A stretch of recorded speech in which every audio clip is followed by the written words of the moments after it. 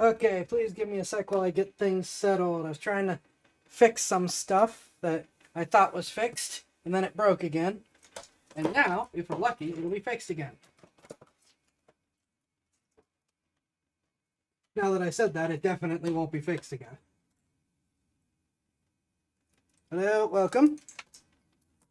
Hope tonight finds everyone well. Hope you've all been having a good week. Ready for a good weekend. What is your problem? That is your problem.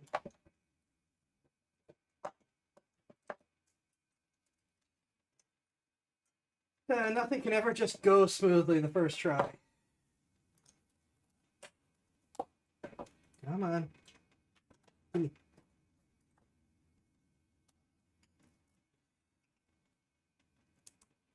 New keyboard continues to work out well, at least.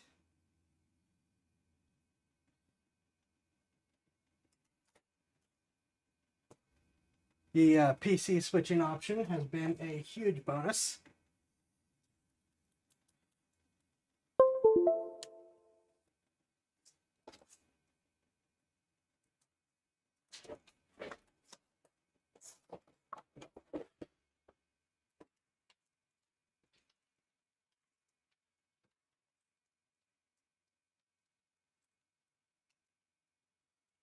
Why are you not charging at all?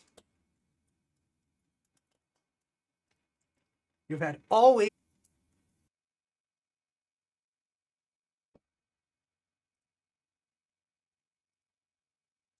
Okay.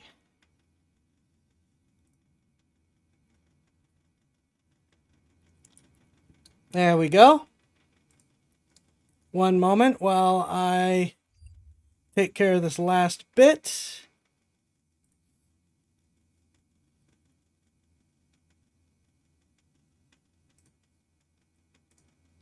And then we are good to go.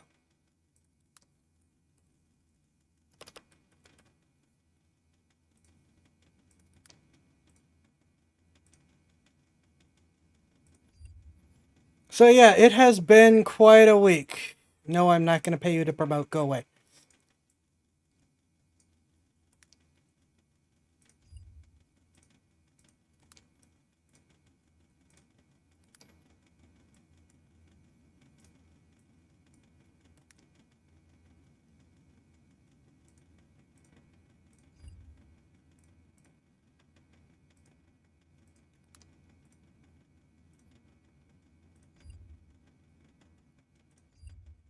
Okay, just do the discords now.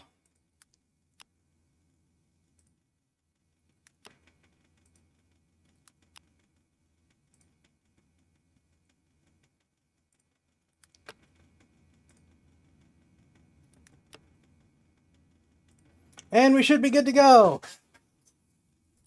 So, sorry about that. Scattered start as usual. Okay, so what do we have? What do we need? Well, just keeping people's minds on it, as well as, I guess, a little bit of an update. An unexpected one.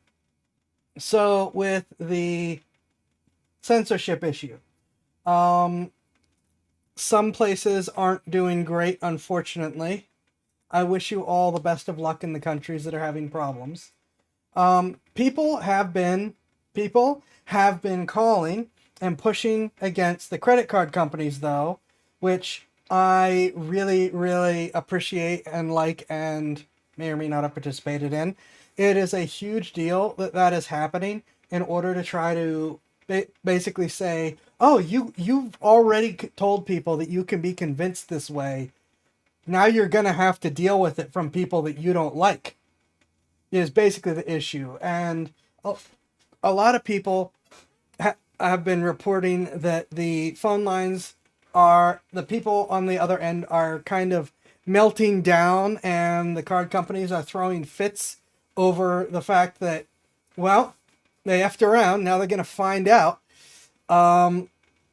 One of the big things that came out was they basically came out and called everyone that's against them predators, which I've said this before, I'll say it again.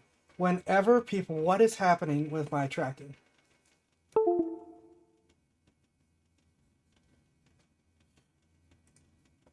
Something, I don't know what's going on with my tracking, so I'm probably going to have to fix that at some point. All right. Anyways, whenever people come out and accuse you and just start calling names without any proof or evidence and not actually applying any kind of real argument, that is when you know you've basically won the argument. Now, they may still try to force themselves, they may still try to use the weight that they carry to force things through their connections and stuff. But generally speaking, when people start with the insults, the name calling, the double standards, and the rigged questions, the logical fallacies, it's done. They have lost the actual argument and are just, and probably know it because they're not using any actual evidence against you. It's just, oh, you want these adult games? Well, then you must be a predator. Which, I don't play these games, but I will still defend them on the basis that if I don't, I'll be next. Hi, Rippy. I know I will. VTubers are not liked. The card companies have also gone after anime and manga. They have gone after furries, which I am definitely part of the anime and manga crowd. There's an argument for if I'm part of the furry crowd. VTubers in general are not liked. We are absolutely targets. Also, I'm a gamer, and gamers are currently the ones being attacked. So, from that basis, it's like, look, we got to defend stuff whether or not we like it. Because if we don't, they'll keep pushing, and then it will hit something that you care about, even if you don't care about this now. But, like, since they're already in the calling people names without evidence side of things, which, by the way, they also lied and said that no, they didn't pressure against games when it happened. People on both sides, both for and against the censorship, were talking about how they were putting pressure on specific games and specific types of games. And documents have been leaked showing that that's what it is. So they lied during that as well. There's a bunch of petitions, including at least one change.org petition against this. I will be reposting the change.org petition. I have to admit, as a site, I don't have a great history with change.org. When I used it to help petition against a censorship bill years ago, they leaked my information, and I was getting contact from the people that were for censorship, basically. And so me and change.org don't see eye to eye, but at the same time, we don't have a lot of alternatives to the site, so I will still link to it. I have already linked to Good Old Games, which has a free packet for the next 48 hours of the kind of games that have been targeted by this. I would recommend picking them up even if you have no interest in them, purely as a show of solidarity. That's just me. I have no skin in that race at all. There are 2 censorship bills going forward in the U.S. Please call your representatives and senators to push back against it. There has already been a pushback from the just U.S. A brain fart.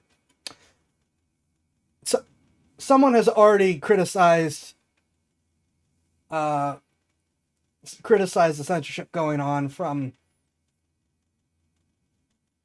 Man, my brain just blanked on legislative, judicial, executive. It was I don't think it was Trump himself, but someone representing the executive branch already criticized what was going on. So, yay, we have maybe one ally. There is also a bill to tell the credit card companies they can't do censorship. Calling to say, yes, we support that one would also be really, really good.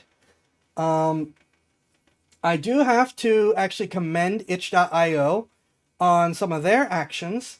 When they gave in a bad way. But they seem to have figured out real quick that was not a good idea and backtracked. And while I'm still going to give them a hard time over how quickly they folded, I will commend them for how they have chosen to handle things when they realized they made a mistake. They are relisting all the free games because since those don't have to go through the payment processors, that is saying you can't say anything about this since you don't have anything to do with this.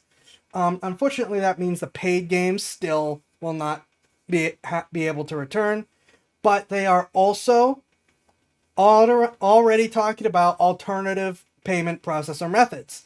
And the initial responses coming out of Visa and MasterCard seems to be they're pretty unhappy about that. Who would have thought? American Express and Discover are the two card lines I know of. Zelle is an option. Unfortunately, Stripe uses the regular card processors, so they can still control that one. I think Cash App also is direct peer-to-peer. Venmo is not. Venmo goes through PayPal, who has played nice with this before. And there is one other one I'm trying to think of whose name I can't remember. I'm looking to see if I actually have them on my phone. I don't think I do. No, I don't. But then the final one is obviously going to crypto, which is true peer-to-peer, not switching to a different processor and hoping they also don't decide to play this game. So that is what's going on there. I would love to see like a wallet system where you could use automated counting house, send straight from your bank to load it up type stuff, kind of like with the Steam Wallet, which Steam Wallet doesn't do ACH, but if they added it, that would be cool. Just the more method, instead of picking one solution, we pick a bunch of solutions, and then, with the whole bunch of solutions, then it becomes, okay, someone isn't going to give, which means it's much riskier for anyone else to give, because then all their business will just pick the other option, basically.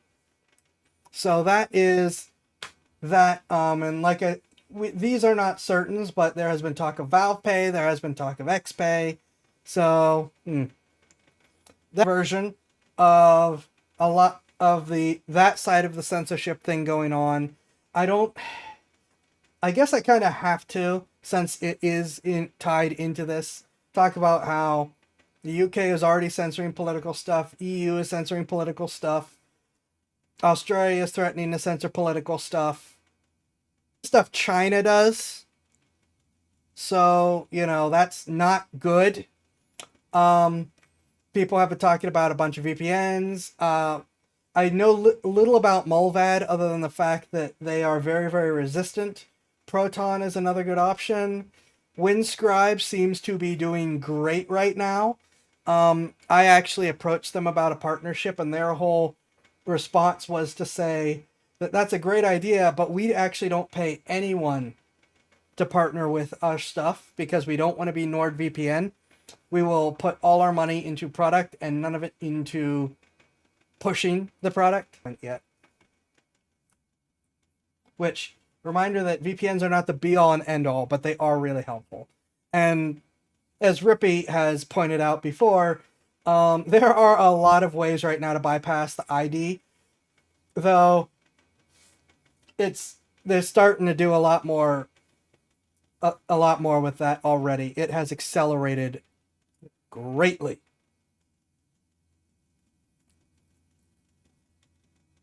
So that is some stuff that's going on there that's maybe not the greatest. Can I do something about this calibration?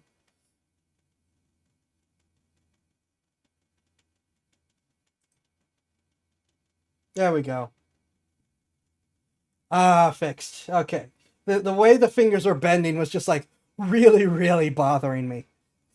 So hopefully that'll be a good fix for us. So again, that is me trying to keep this from turning into another 45-minute spiel. We're only at the 22-minute mark, and I was 10 minutes late. So I think we're doing pretty good right now. Next we have, let's see. Let me just, there we go. No, don't do that. There we go. I don't think I have any other announcements that I want to talk about or news things right now. The V-Shoujo, which has continued to... SIG seems to finally be going, maybe we made a mistake, which they can't really tell the US government,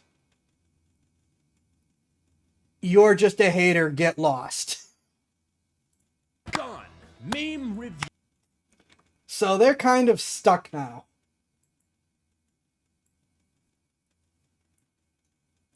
You know? Which I've mentioned before, there are some questions about their current contracts with the US government being both the sidearm and the primary firearm for all the military forces. It's like, really? How'd you get that when you're already mired in controversy? And how'd you get that when that hasn't been your shtick for decades? It's always been other companies. You know? But yeah, this is SIG Can't Come Back From This by Brandon Herrera. This is going to be interesting. Also, let me know how the audio is. I think I've got it balanced right, but I have been wrong every time I've said that, so, you know. Gone. Meme Review. What is up, you sexy YouTube mother lovers, and welcome back to another episode of Gun Meme Review. Before we get too far into anything, new gun wall's coming along. It's finally starting to feel right, you know? Also, for those of you who don't watch Cody's streams, I have an MP7. I am super stoked to do content with this, so that's coming up soon. Just wanted to go ahead and get that out of the way before we talked about the topic of today's video. New SIG drama. Oh no, I saw that. Brandon up a tad. Sorry, I was still trying to fix things. Brandon up a tad. Yep, 90th Missile Wing confirms on-base airman fatality, which we talked about last time. This is why I've been saying for a while now, do not buy any SIGs. Seeing the P320 hurt so many people is reminding me of how much it hurt when you dropped me, baby. You're gonna get a lot of that. Yes, we are now 4 or 5 months away from when it ended today. You remember when SIG tried to gaslight us into thinking that there are no problems at all with the SIG P320? It's all in your head, baby girl, plus you love being gaslit. Well, these last few months have not been very good for SIG. Of course, with the contracts being dropped, damn it, that one wasn't even on purpose. And just in general, more issues that are proving more and more that there are legitimate issues with the drop safety factor of the P320. SIG's response to this? Basically just insult anybody who says there's a problem. He basically just said anybody like me that was out talking about it is just grifting for clicks. And of course, it had nothing to do with the fact that some of us were just genuinely concerned that if this kept going on, someone was legitimately going to get killed by this pistol. So about that, a few days ago at time of recording, it was reported that a 21-year-old airman at F.E. Warren Air Force Base in Wyoming removed his loaded P320 still in the holster, put it down on a table, and the act of slamming it on a table, fired the gun, shot him in the chest, and killed him. What the fuck? If only there's some way we could have seen this coming. Oh wait. SIG was already getting memed on pretty hard, and it seemed like it was starting to die down a little bit. And then, like clockwork, here we are. When you're the SIG employee responsible for the P320 contract with the Air Force. So yeah, that's the other thing. All that lobbying money's gone now. While the Air Force is investigating this incident, they've also paused the P320 contract. Of course, the military calls it the M17 or M18 or something like that. Same gun, different name. SIG. So when do I get more contracts? The DoD. That's the neat thing. You don't. SIG Corporate. Sir, a P-320 has struck an airman. Yeah, No! I think the people who handle their contracts are going through it right now. Just imagine what their PR team is dealing with. SIG's PR and social media team right now. Today, old friend. Now, SIG did release an official... Given how much they have defended this thing, which has hurt a lot of people and now killed people, that second one is deserved.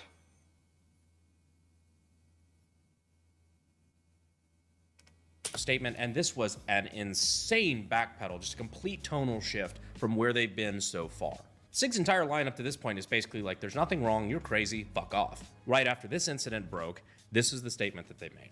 Our hearts are with the service members and families impacted by the recent reported event at the F.E. Warren Air Force Base. We proactively offered assistance to the U.S. military as they investigate the incident and remain willing to help in furtherance of their ongoing inquiry. That means the Air Force told them no to get lost. The fact that they're saying they're still willing to offer help means that they offered help and the Air Force said, no, you've done enough. You leave, we'll fix it later. Or we'll talk to you later. We have absolute confidence in the military's ability to conduct a thorough investigation and are working with the Air Force and Army to answer any of their questions. Which points to SIG, this is more like what you should be saying right now. Because what I was kind of expecting at this point was something more like this. SIG Sauer, that shit is straight up not our fault. It is, however, a crazy backpedal. How it started, how it's going. And I have seen so many people still defending this. It's absolutely incredible how many people are still going for it's not SIG's fault. Even though SIG is now starting to go, we really can't tell the military where to shove it. And there's still people, the amount of people defending SIG after this, when people are now demonstrating what we talked about last time with the trigger, about how if it's in any way not all the way forward, it can go off. And the main argument I've seen has been people are just now figuring out that guns fire when you pull the trigger. The gun should not fire until the trigger has completed the entire pull. It being bumped should not fire it. This spurred an entire avalanche of memes, which is why we're, of course, covering it in today's video. I do think it is important to point out first, though, while we are making a bunch of jokes about this, it is important to note the difference between making fun of SIG and making fun of the airman who had an unfortunate accident. To my understanding, the airman did absolutely nothing wrong. This is equipment failure. This was not his fault. And that makes this a very, very tragic incident. So none of these jokes are going to be directed at him, the victim, because that's what he is. He's a victim in this case. All the jokes will be directed at the party responsible, which in this case is SIG. And trust me, we have plenty. It ends today. New P320 holsters are made out of proprietary ceramic level 4 plate material called SIG Copium. And of course, the new product announcement, introducing the new SIG P320 holster. For those of you who don't know what that is, that's a clearing barrel. For a variety of reasons, if you need to fire the weapon and you're not at a range, you stick the barrel of the gun in the hole and fire it. And that is a steel trap that should have sand or something similar at the bottom. Some of them use water, varies, that will catch the bullet safely. For those of you who don't know what that thing is. Before you lies a SIG P320. You must slam it into your appendix holster if you wish to leave alive. Which is actually the... I mean, you're probably not going to leave alive, but it's Saw, so I guess that's the point. second kind of smoking that can kill you. The first, of course, being, well, you know. But if that's a habit that you have that you're looking to quit, maybe try checking out our partners over at Fume. Fume is a flavored air device that is designed to help people move away from smoking and vaping. And because there's no vapor to it, you can do it anywhere. There's no nicotine, no harmful chemicals, just flavor that's designed to help mitigate that oral fixation. And the little vent at the bottom has a little magnetic clicker thing on it, which is good for fidgeting, which I just now realized I've been doing the entire ad. I hate when the read calls me out like that. I love when the read calls them out like that. I'm still doing it. They got a bunch of flavors to choose from. I personally prefer the mint. It's pretty basic, hard to go wrong with that. But over 500,000 people have already made the switch to Fume as part of their habit-changing journey. And if you're ready to take that step, no time like the present. And for a limited time, if you order the Journey Pack using code Brandon Herrera, one word, no space, you'll get a free Fume topper, an accessory to help level up your experience. One word, no space, you'll get a free Fume topper. So is that like an extra thing on the end or a decorate? I don't know. An accessory to help level up your experience. But click the link down below at tryfume.com/Brandon Herrera or scan the QR code on the screen to get yours today. Thank you, Fume, for sponsoring the video. Yeah, it's been a digital massacre for the last couple of days. Even Glock's official page I joined saw in this one. curb stomping. Just a photo of a Glock. Lightweight, reliable, safe. Which is a very diplomatic way of saying we should have won that fucking contract. They should have. When I'm testing the shit. I am not a big Glock fan. I think they're ugly. I hate their triggers. They're not what I consider fun to shoot. I fully admit that Glock owns a massive chunk of the market for a reason, and that on its own should have been why they won the contract. Yes, they have a polymer frame, but you can do aluminum or even steel frames. There's no reason you can't. I've seen them before. And they have a billion accessories that are really, really cheap because they're so popular.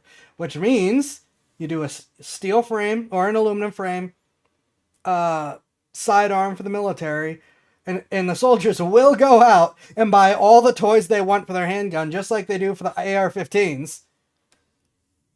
And it'll be cheap, and they'll have what they want and what works for them.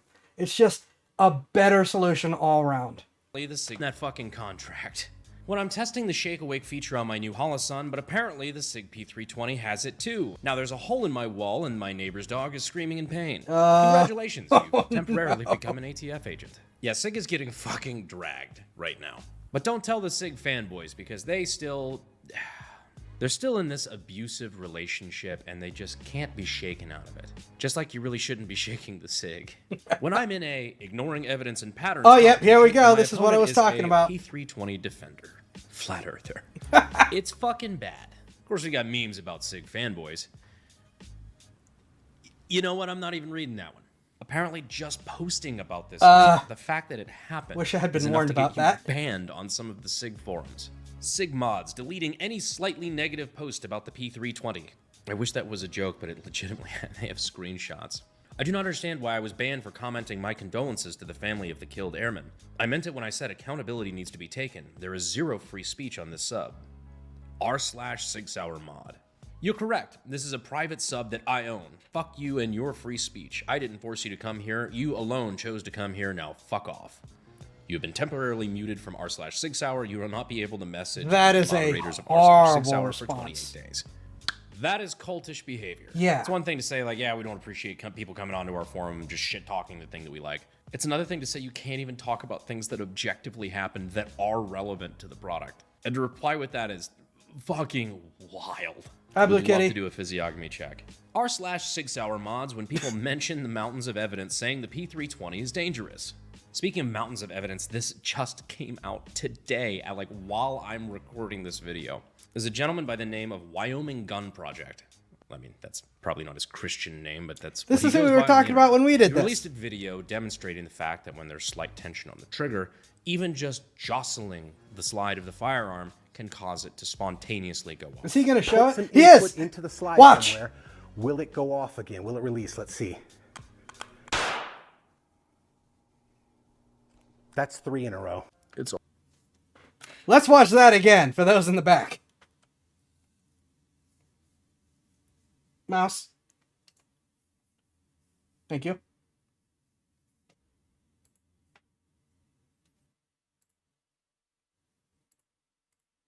Some input into the slide somewhere. Will it go off off again? Will it release? Let's see.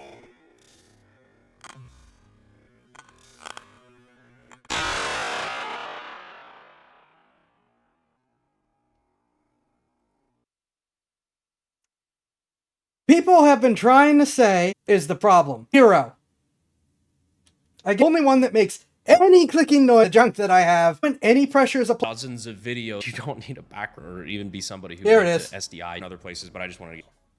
He's not doing too great either. I'm sure. His wife, I'm sure, will certainly enjoy half of his shit. A modest proposal.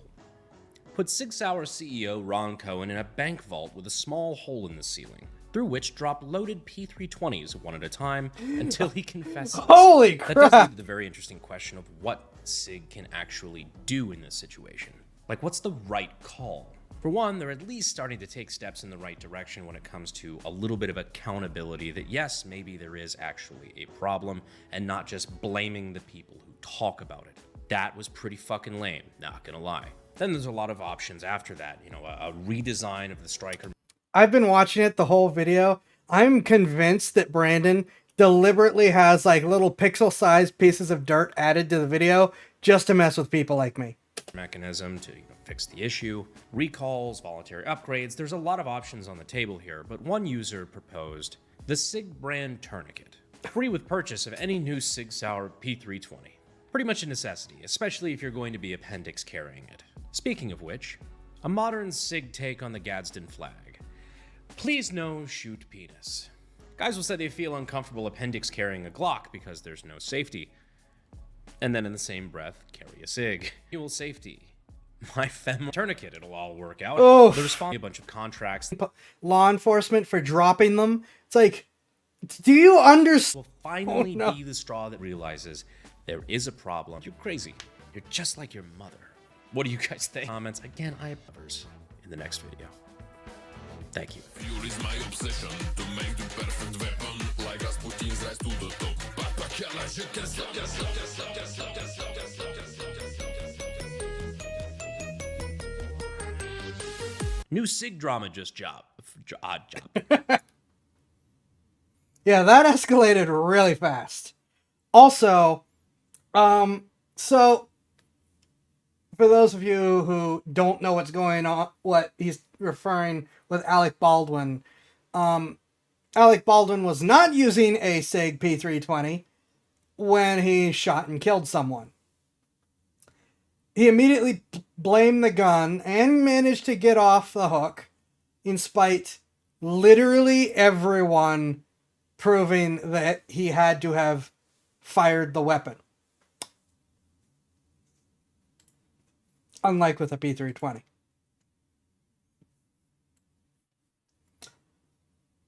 Oh, that was a whole thing.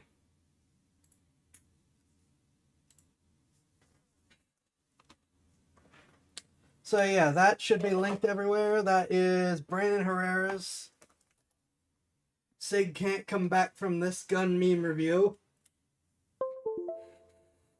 As he does. I wish someone had given me a little bit of a warning about that. But I guess not. We're going to now move on to Harvest Moon 64. You could see linked there in one of the recommended videos, the new Fat Electrician. We will be reacting to that tonight, but we're going to do that after we come back from our... Which games have... I came to ask a favor. Part of hands building the...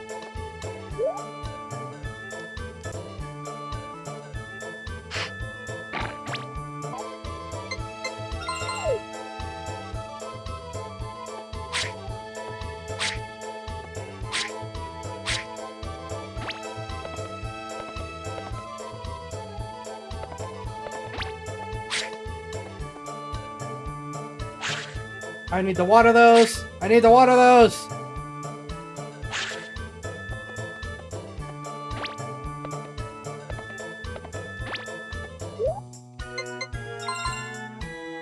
I'm out of my routine.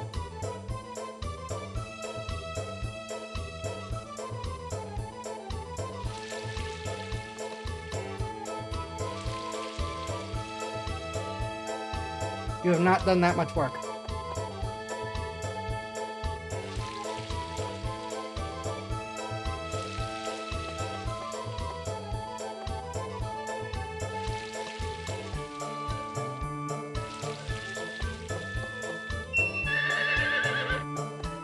Oh, come on. Rippy didn't even start moving when I did that.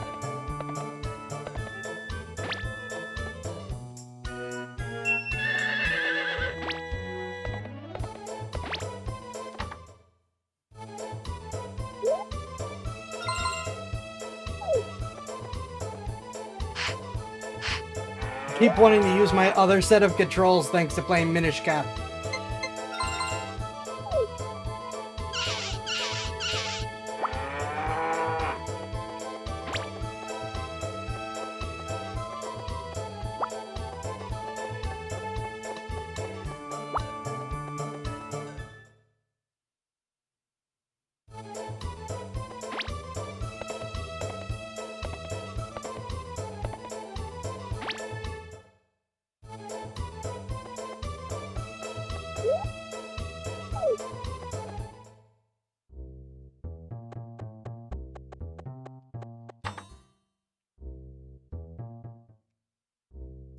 Looking to see what the stores have available, if they have anything.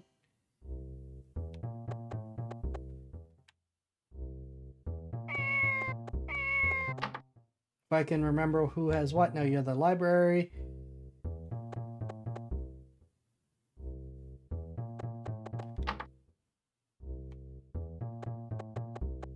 How do you make any money? You don't sell anything. Same question.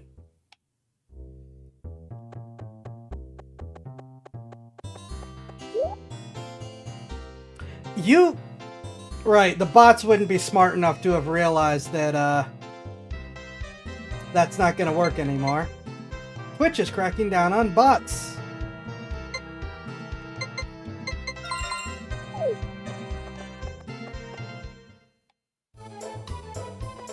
Now the people who got popular paying those people are going to watch their view count implode.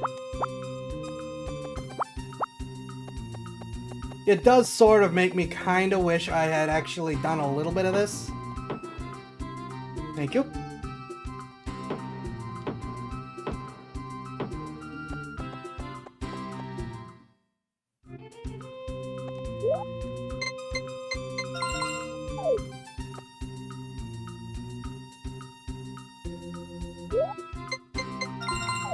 Just to try to boost myself a little bit.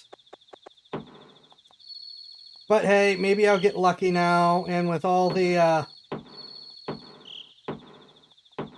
patters gone, maybe someone like Asmongold will like notice me or say my name once, and then all of a sudden my channel will explode.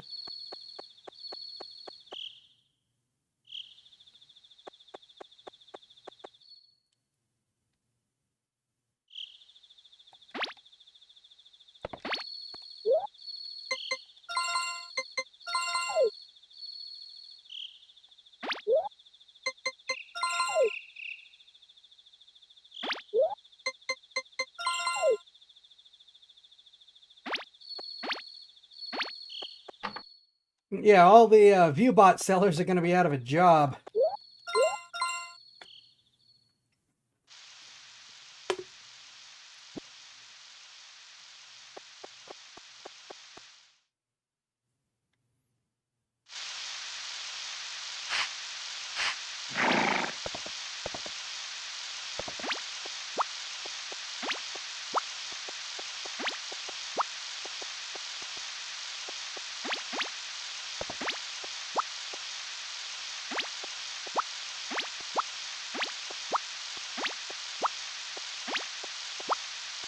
We get back here.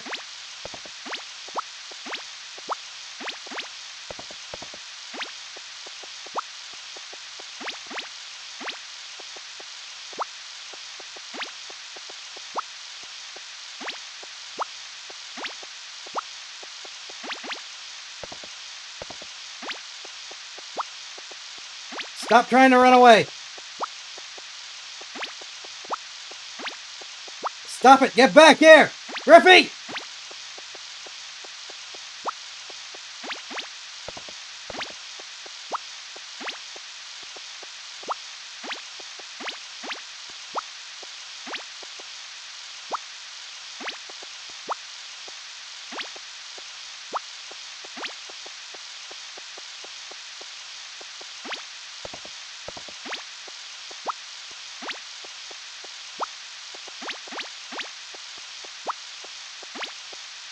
Fine.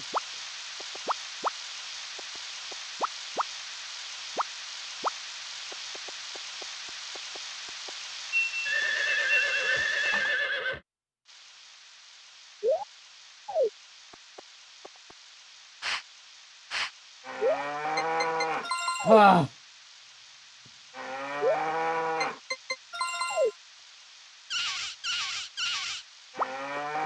Whoever programmed the horse AI in this game is mean.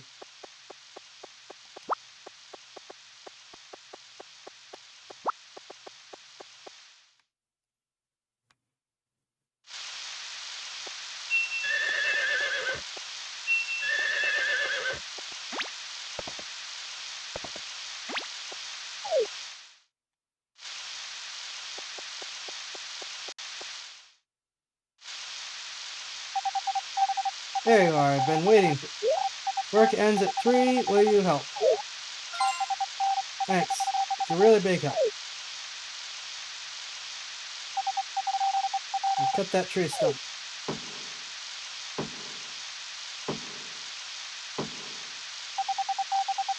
Carry the lumber. Thanks, we could use some more help too.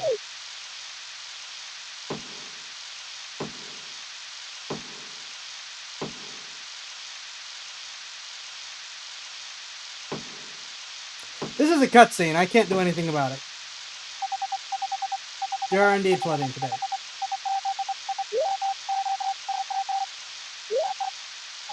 Thank you.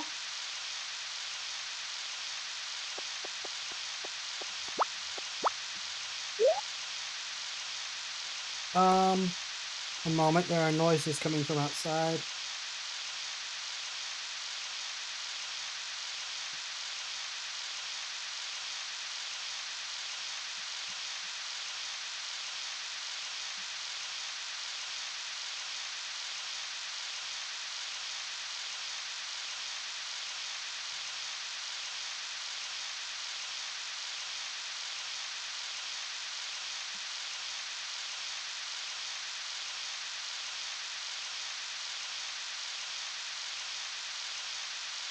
What the heck?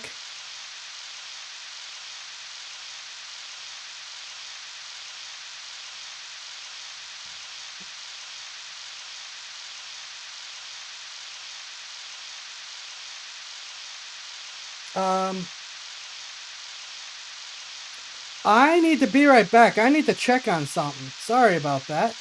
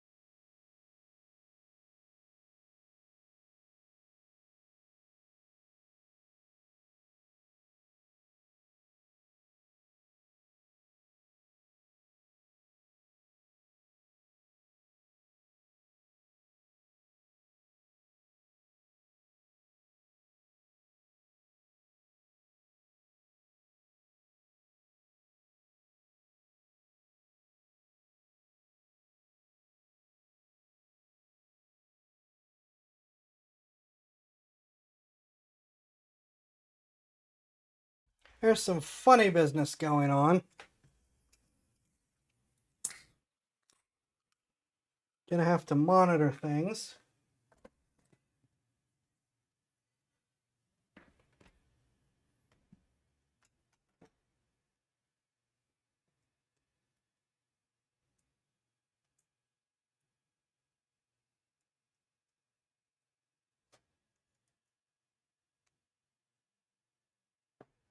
Also, speaking on the subject of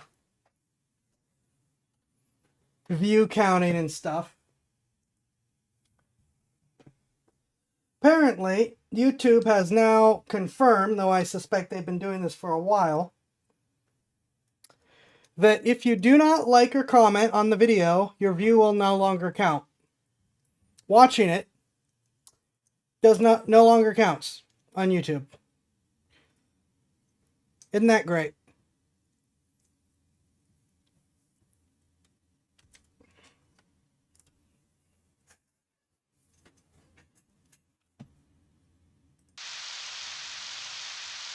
I don't think they understand that the big corporations that they are catering to don't run on that system. Of course, the big corporations will probably still get to keep their view count.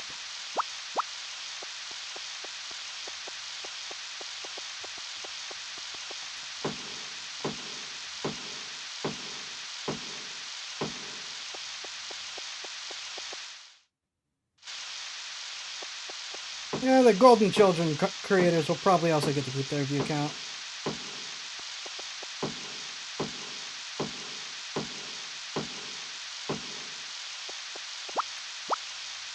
You know how it is. But yeah, just as a heads up, your YouTube videos will no longer get counts. If you,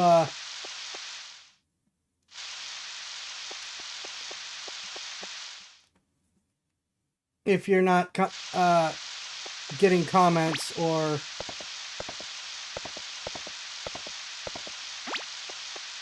likes or anything.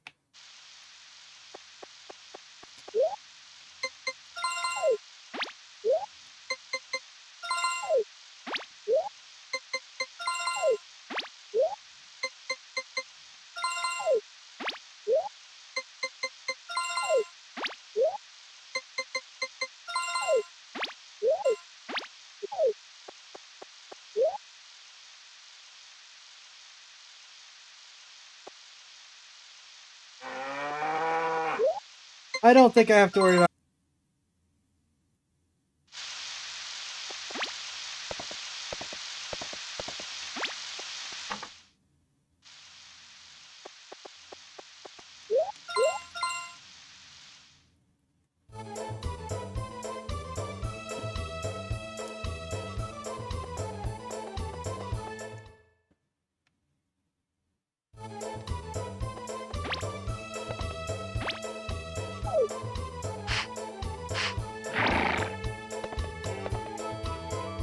Alright, here we go again.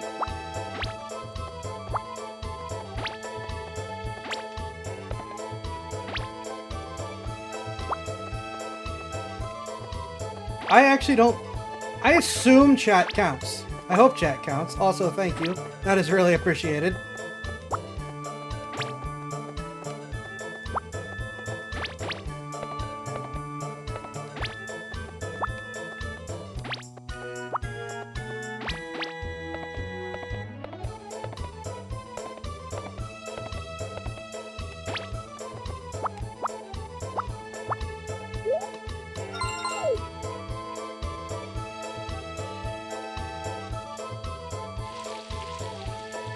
Which, you know, at least YouTube, if not Twitch, is finally saying the quiet part out loud.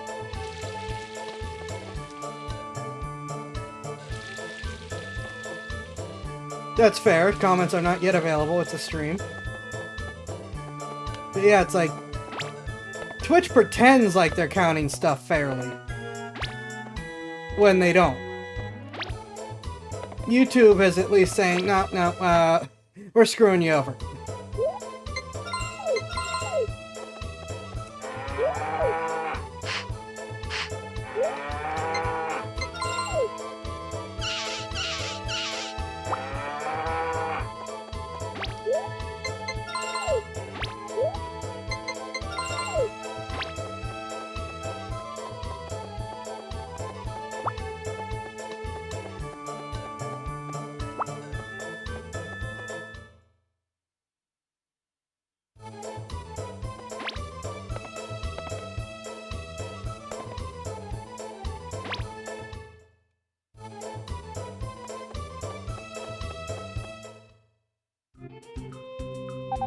There you are. I've been waiting. Work ends at 3. Will you help? Really we go.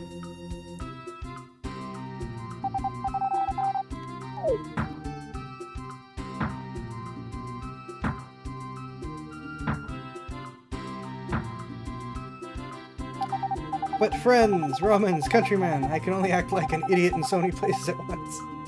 Good work, here's your pay. Help if you came tomorrow too. Well, let's rest.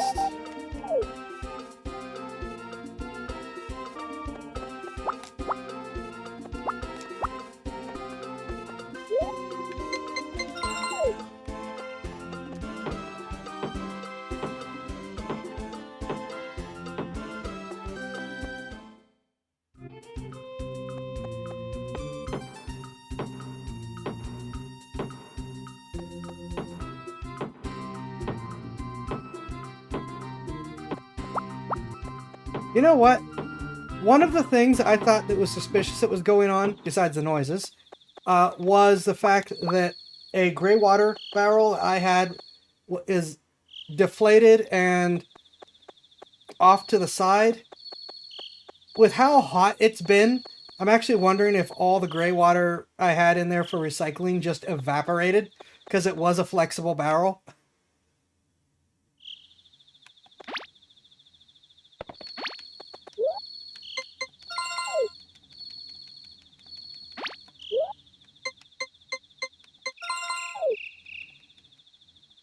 Not out of fall yet.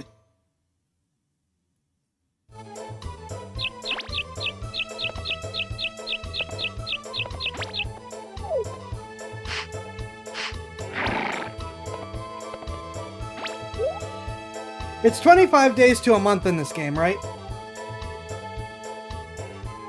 I have already forgotten.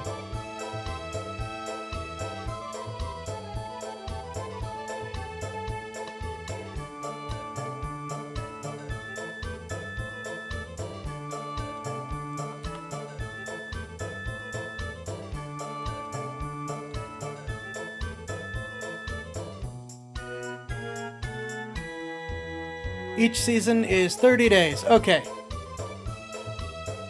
I'm just making sure that I am not accidentally, not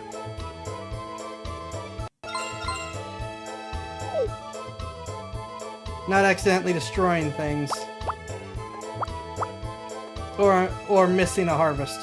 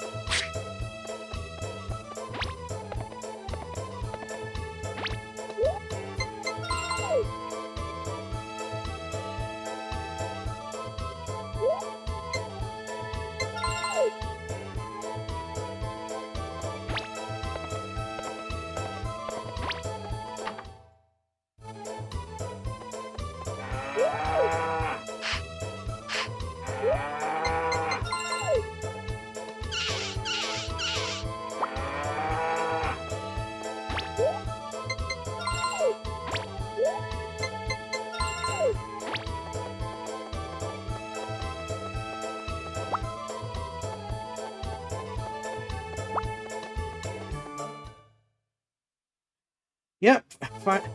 No, we've had the gold scythe for a bit now, I think.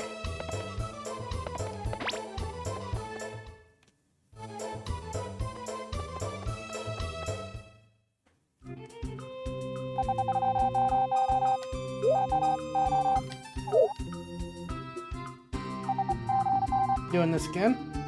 I'm gonna form. Feel like over at the carpenter and be like, this ain't a hammer, this is a hammer. Probably.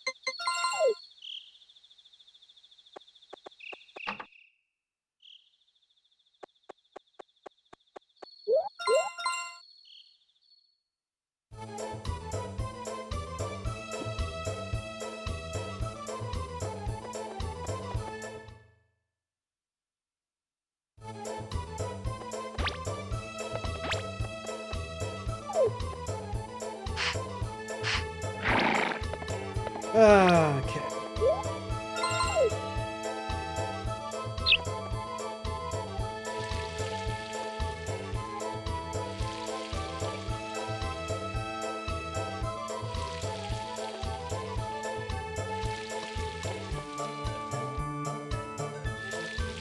I don't really get how you're supposed to do more than like 6 plots plus animals if you want to get anything done in this game.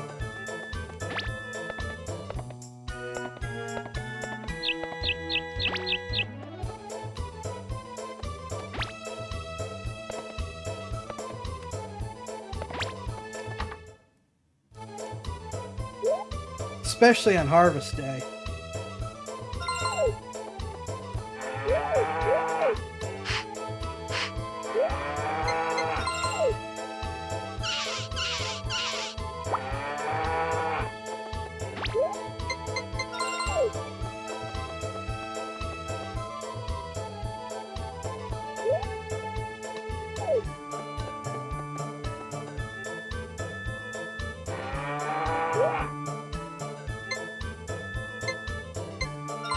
Technically, the animals are free in terms of care.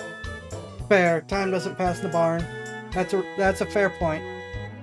But that still leaves the point of very short days where if you want to get anything else done, you can't be caring for too many plants.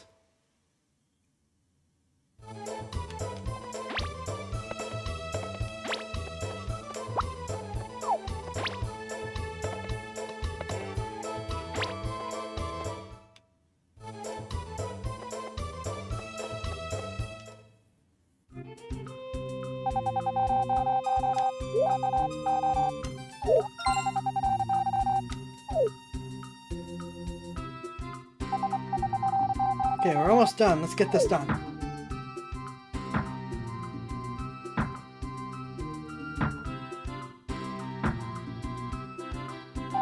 Good work. Here's your pay. Help if you came tomorrow too. Well, okay, so not done yet, in spite them saying almost done. Fine.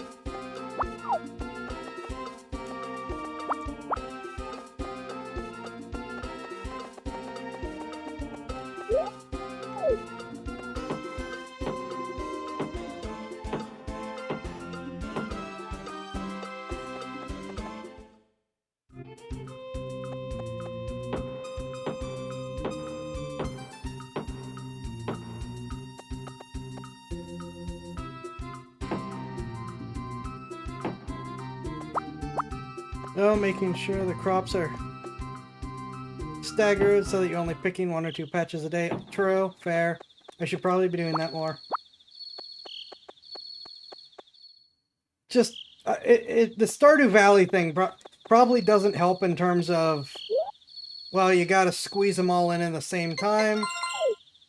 Plus, I mean, you still gotta water them all the time. But I mean, you're gonna do that anyways. So that's not really an argument against staggering them.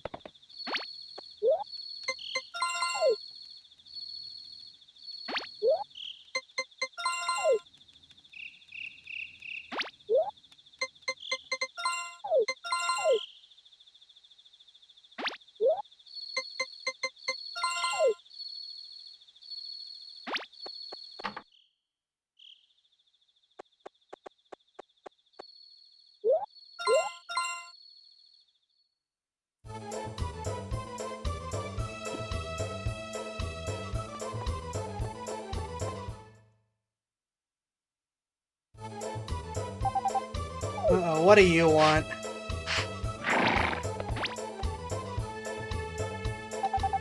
Hey, why don't you enter the local horse race tomorrow? I think you'd do pretty good. Yeah, sure. Good, I'll help get the horse ready in the morning.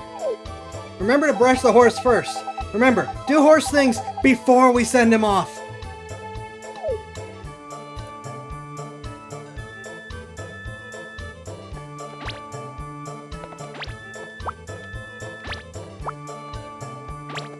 Yep, it's gambling time.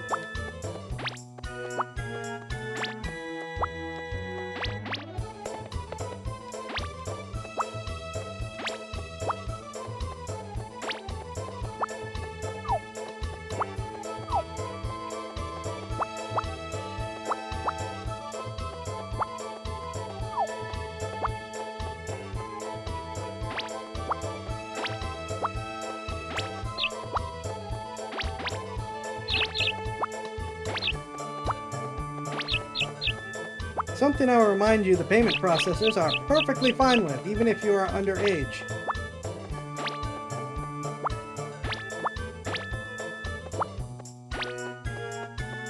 Just so long as it's real-life gambling.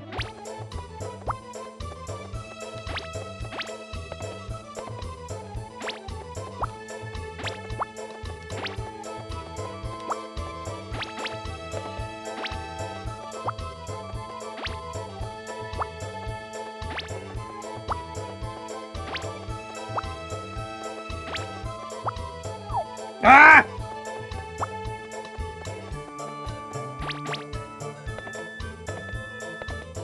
Or fantasy football gambling. Point is, as long as you're not gambling in a video game,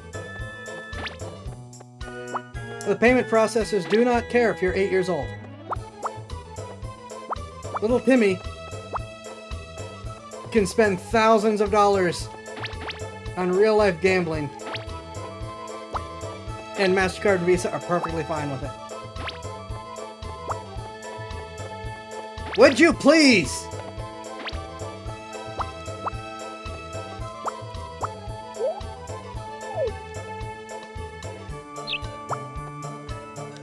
Well,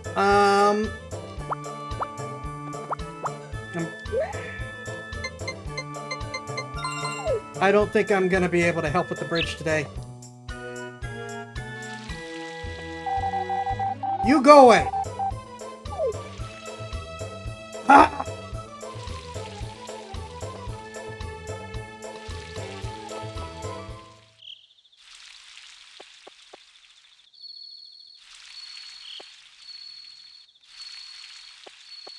I hate it here.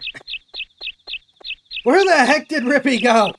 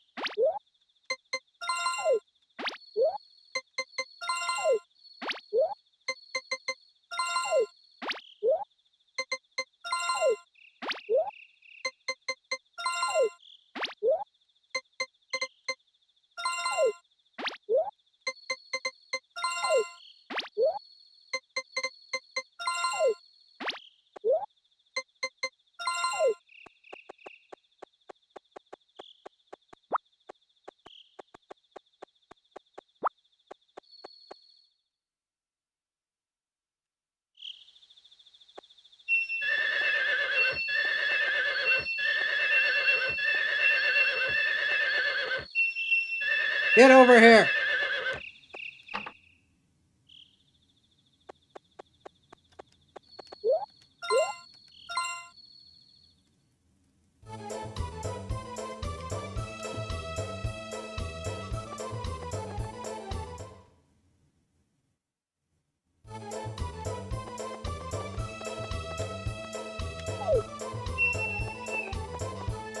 Ah, he already took him.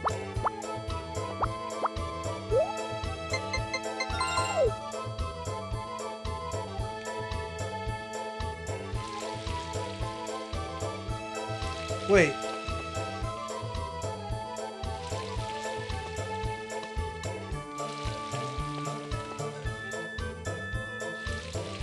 Why are things still wet?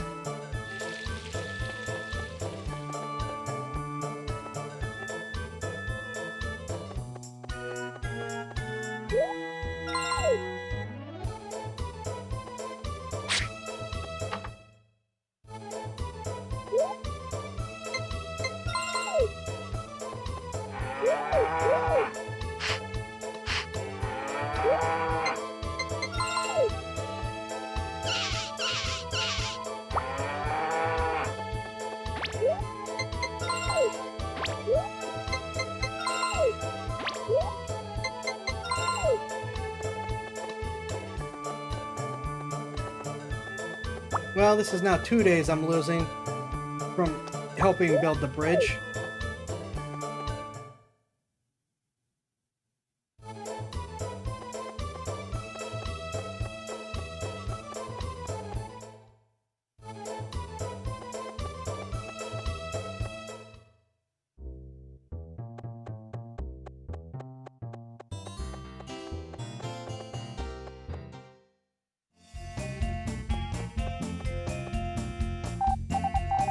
Let's eat something. I'm hungry. Definitely get a stuffed horse. Well, I need to make a decision here. Hello.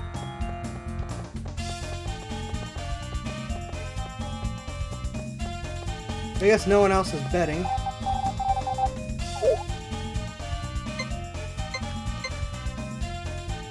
I don't think these provide any benefits, do they? Like, it's gonna be the end of the day. There's no point in getting the energy, right?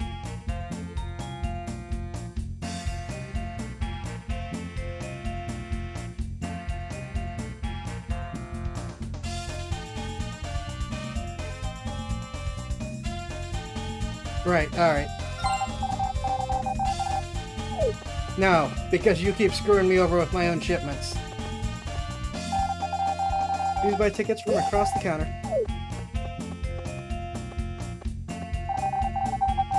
Please take it easy.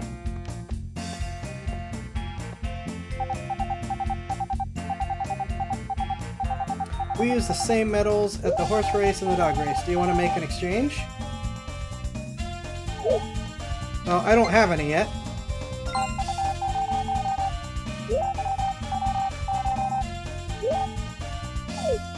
Alright, participants are not allowed to buy tickets.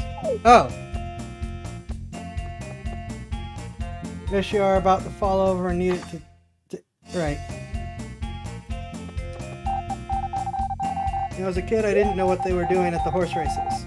But they had cakes and drinks, so I figured it was a festival. Second race is about to start. All participants should come to the gates. Press the A button to run fast. Be careful because your stamina declines fast. 2. Umamasume! We're playing Umamasume!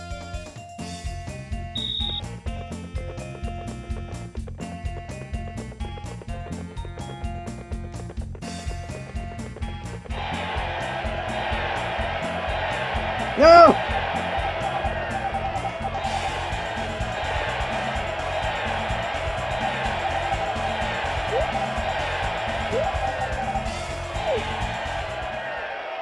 I thought I had second. I had third. Well, how come I didn't have any points?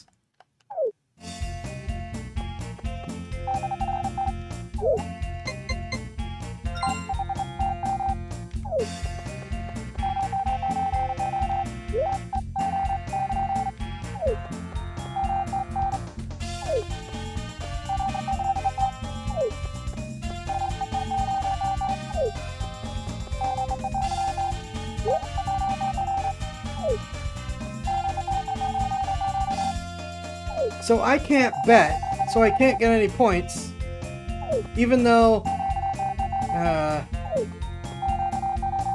so is it, do I still get points if it's first or second? Also, my plan, for the record, was to just try to stay a nose ahead in order to conserve the stamina, only hit 8 and nose a little bit forward in order to not lose the chance at that lead. I don't know if I don't know if that's the right way to do it or not. Okay, before I continue this, does anyone know if there's a better way to do it? I'm gonna look up too.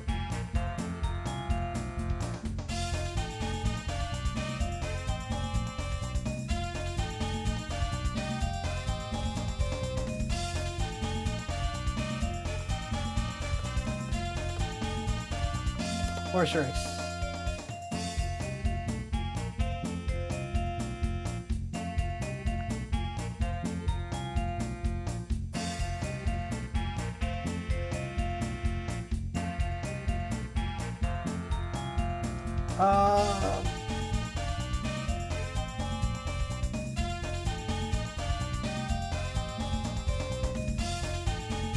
There's a glitch in the game where the player does not lose any money while betting after making a bet. By not pressing the OK icon, the bet will be made, but no money will be lost. The player loses. This could be useful to make large bets knowing which horse wins if the player restarts the day. Warning, sometimes the results will change. A few festivals a day, it does not end after it's over. Oh. This could be useful in saving some chores around the farm for later. If the player wins their race, dog will come by the farm later in the evening to propose a celebration. This will not save the game's progress. Wait a minute. Do I only run in one race? Oh, you only run in one race! I could have bet!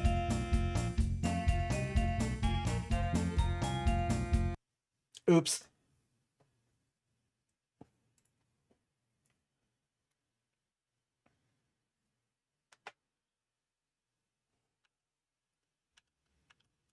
We're just gonna restart the day. Oh no, the game crashed!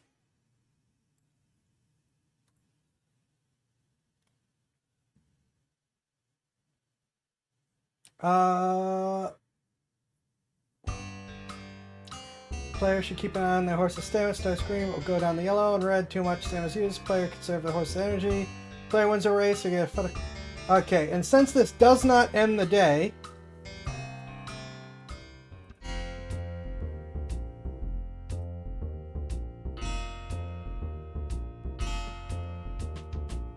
I'm gonna do a couple quick morning things, but run to the horse race fairly quickly and finish the day in the evening.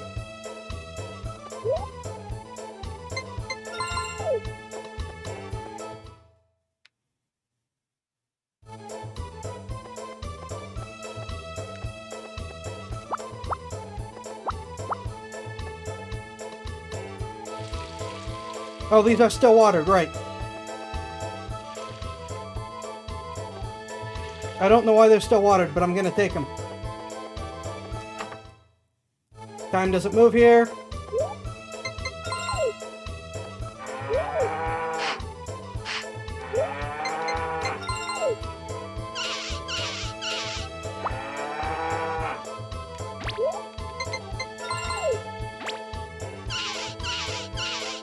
Well, that's a little awkward.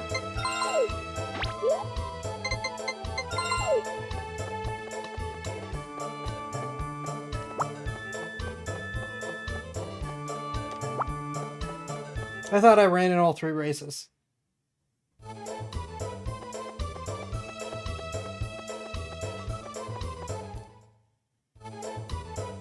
Did I make it before 10?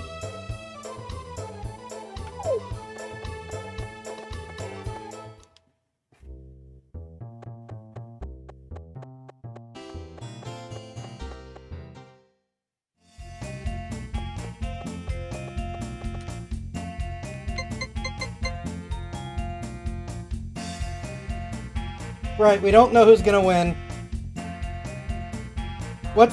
Well, our main goal is just to build up medals, right? So, can we bet on multiple horses? Saves come, but the horses can change.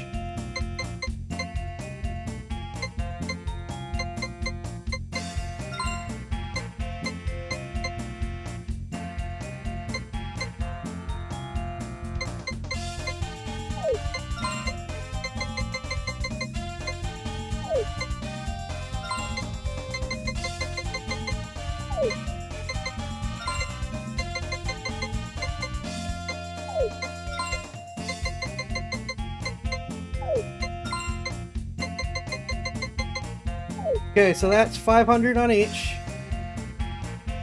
3,000. I have the money for it to be able to do that plan. That'll still leave me with a fair amount of cash.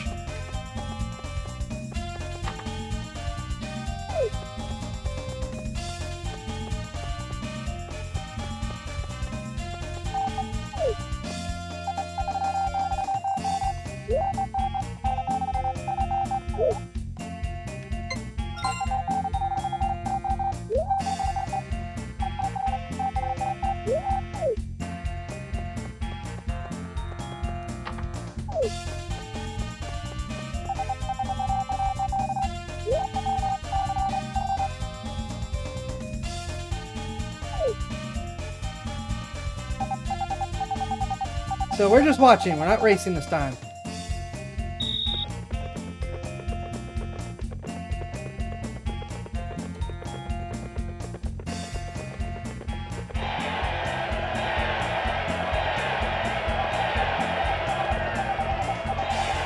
Once again, Uma Musume.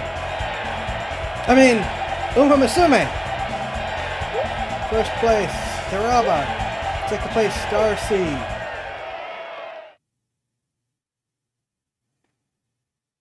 I think I need to bet more.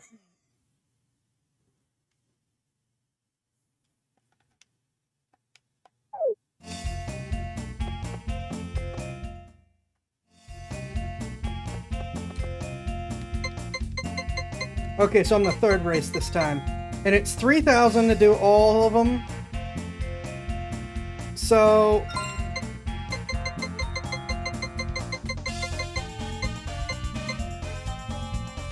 Six... 9...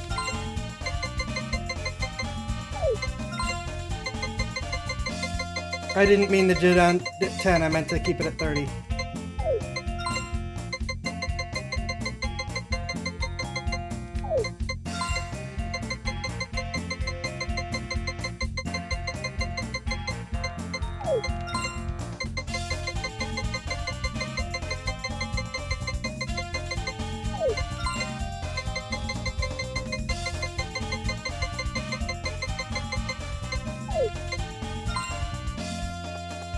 Your future wife fears your gambling addiction.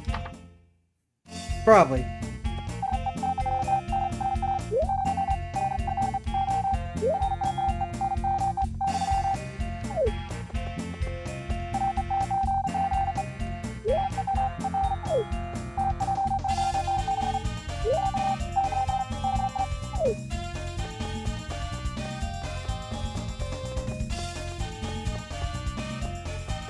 Yeah, so I've just spent 12,000 gold, gil, dollars, pounds, whatever this game uses.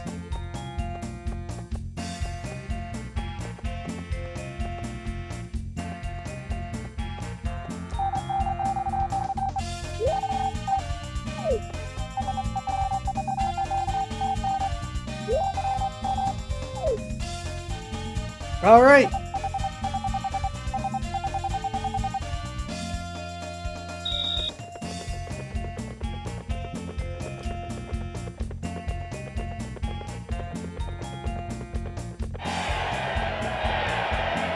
Well, that is a runaway lead.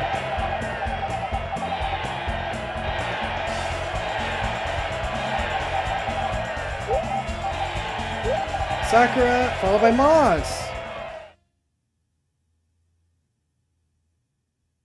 So I am nowhere close to getting right. I'm nowhere close to getting those medals. I kind of am gonna have to actually, for the next race, I'm not worrying about doing another restart. Gonna have to worry about for the next race pushing to at least attempt,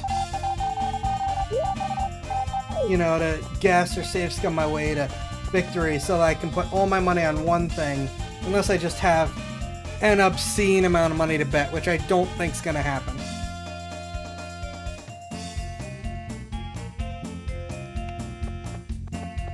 So, I could not find a decent strategy. What do we think for the race? Well, I guess it's too late now.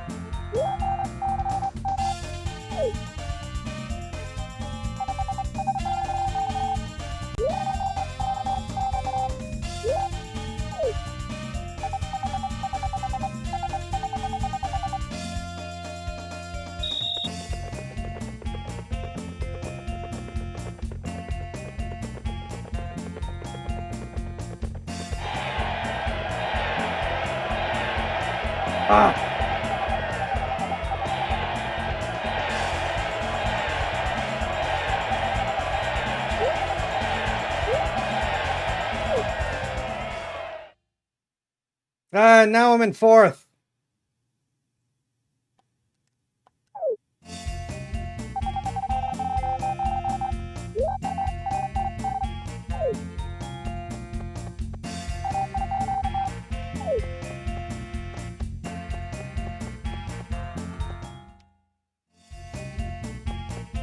I don't have enough for anything, right? Yeah.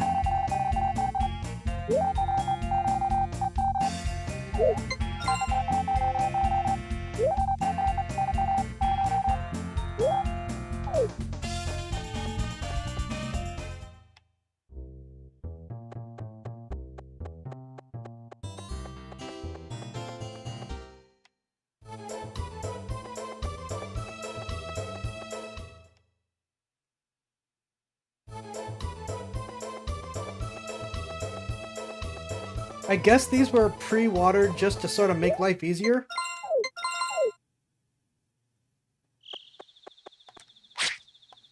I didn't think this game did that, but I can't complain.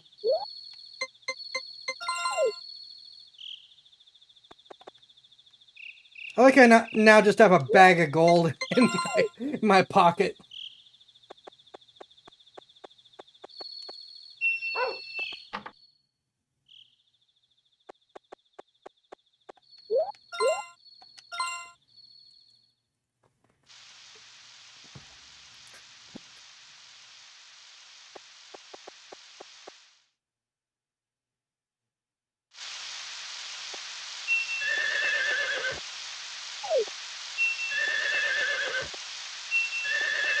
Rippy, if you would.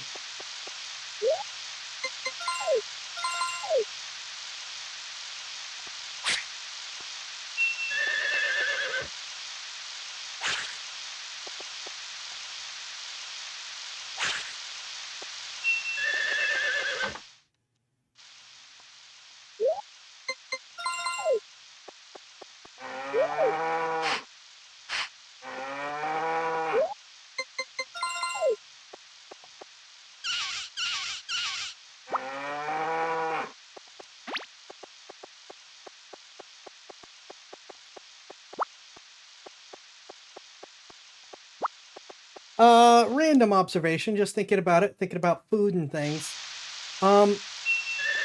So I started thinking about this because I got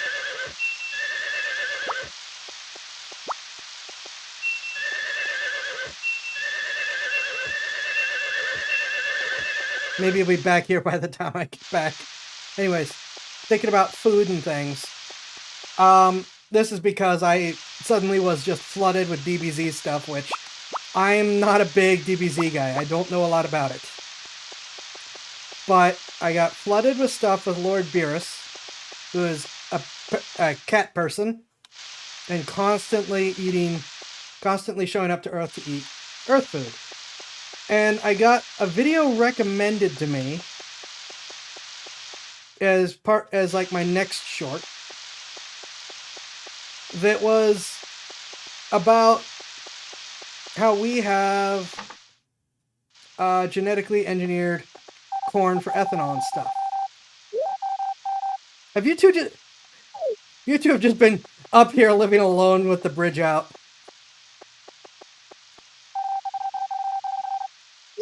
So far away, nobody's visited since the bridge broke.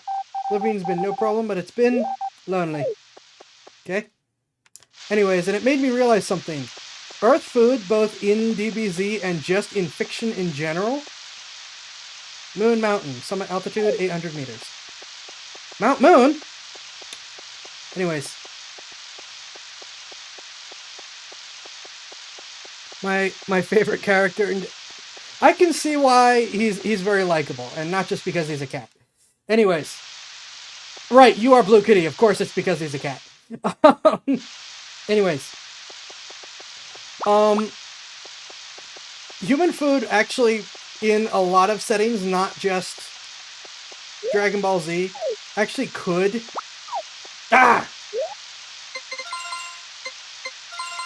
be considered superior, because pretty much since we discovered farming, we have put, yep, Jigglypuff time, we have put an obscene amount of energy, effort, and time, like by time I mean literally thousands of years, into growing, engineering, and breeding the best tasting food we could. I mean, when you look into the history of what we've done in order for better tasting food, it is wild. That is not the most practical thing in the, I mean, just to step back before I finish that thought, that is not the most practical thing in the world. The British literally conquered the world for spices. They never bothered to use the spices, but they did conquer the world for them. A more practically minded civilization might not bother with that.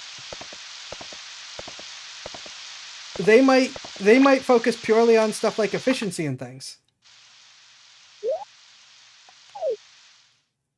So the idea that human food is leagues ahead of other civilizations is actually a reasonable take.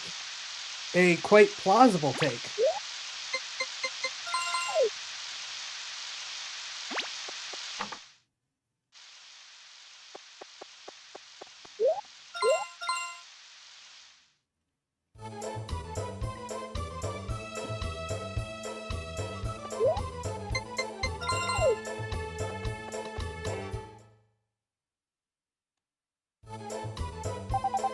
What do you want?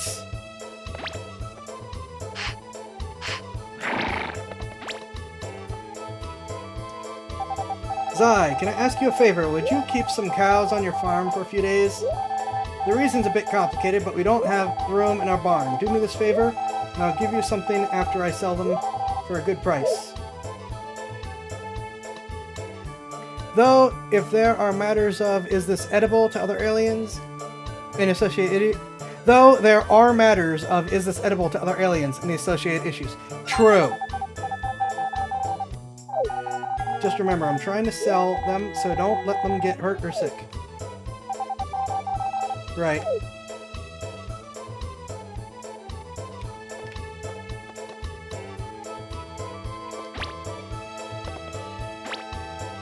I'm sure that won't be a problem. Please keep following me.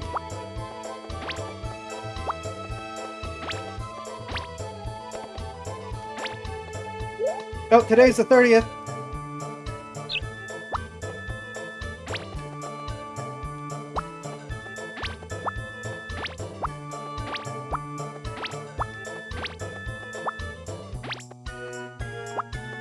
I can harvest the centers. Today is just a giant harvest day. Also, on the edible thing, that made me think... about different posts. This one is not my original post. This is someone else's post, so I take no credit for it. The idea that there's sort of a stereotype of like dwarven cooking being alcohol and bland food. And the post was positing the idea that, no, dwarves don't cook bland food. They can eat stuff that will kill humans, similar to what you mentioned about the edibility issue. And so when they are cooking for humans, they deliberately cook as bland as possible to try to avoid killing us. And the example that the post used was like, we can't feed them salt. That's a rock!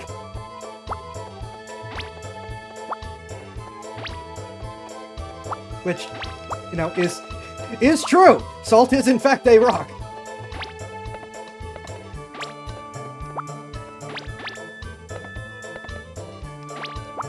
I don't need the water, at least.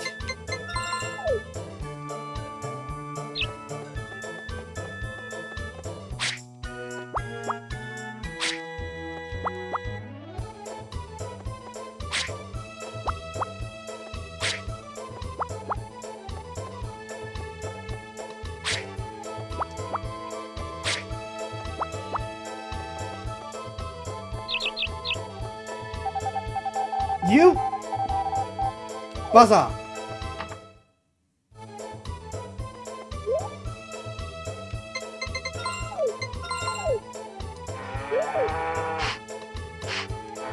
So yeah, it's, you know, two opposite ends that, as Rippy pointed out, could play in with each other with the idea of what is and isn't edible. And I've not necessarily from the deliciousness side, which is a new view, but I have played around with the idea that we are omnivores versus species that are obligate carnivores and species that are obligate herbivores. That things can get interesting there. I'm probably going to end up... No, I have 91, so I may actually be able to get away with this if it's not for too long. That's like... That's a triple month of food. So it's just a matter of how many cows and for how long.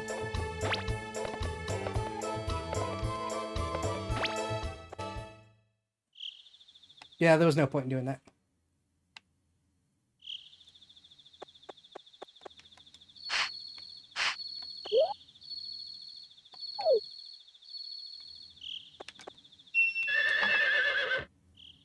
Yeah, there's some interesting things there too, and for species that are obligate, like herbivores, it would be interesting to see them run into obligate carnivores or even just omnivores and be like, wait, are they going to eat us? Not because of the whole Zootopia from the same ecosystem thing, just because, they would not understand the dietary needs and restrictions.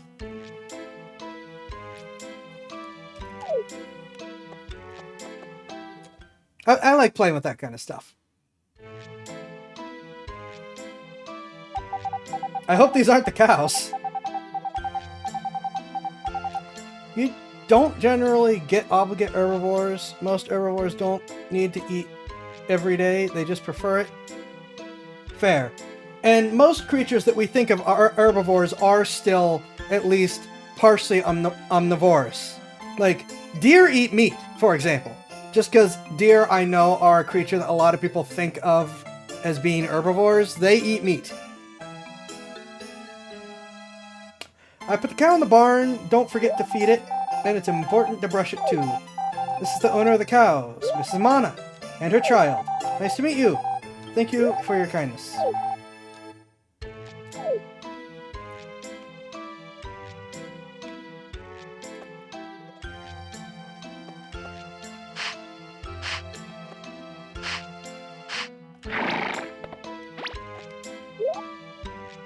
Okay, I don't use the library, so...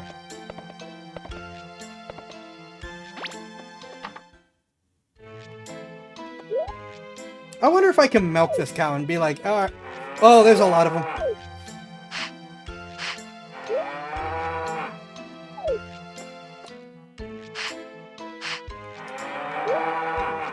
Okay, Momoko, Moiti, Moita. Deer can eat meat, particular insects, though often by accident.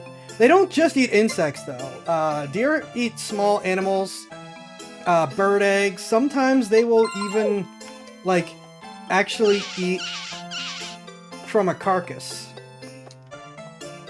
Though they will rarely actually kill the creature themselves.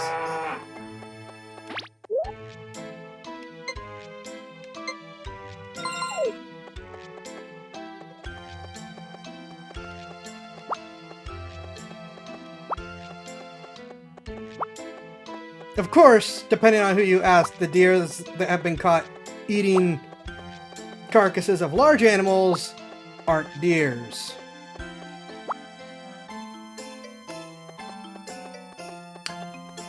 Your hint will be that I am originally from the Appalachian Mountains.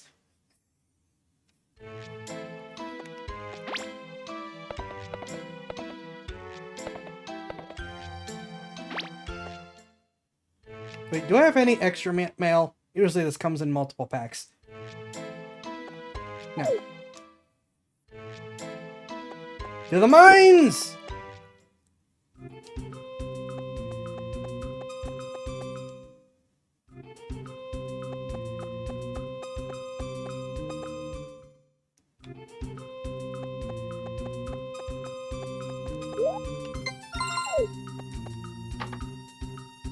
Oh, okay, the mines are still closed.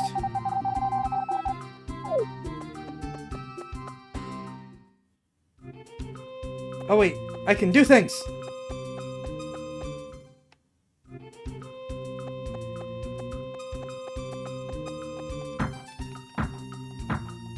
I think this is what I need to do.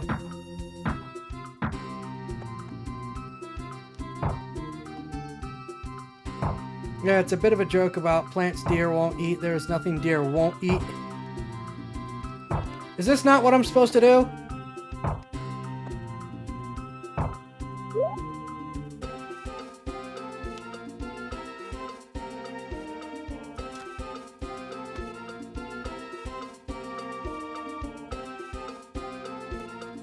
Harvest Moon 64 Pond Rock. Have you heard about the California squirrels becoming carnivorous? That one is new.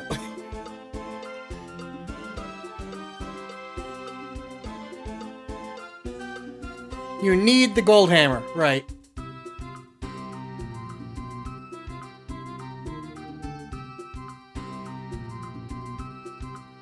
Just that there's a hierarchy and the deer will leave your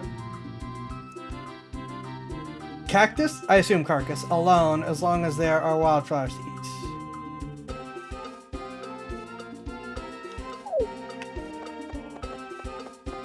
Right, we need to level up the hammer more, apparently.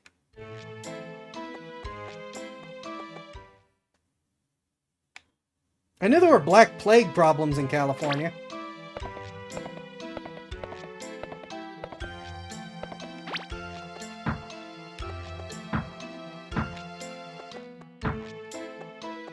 Which, you know, squirrels would be part of as rodents. Deer really are annoyed to eat cactus. Okay.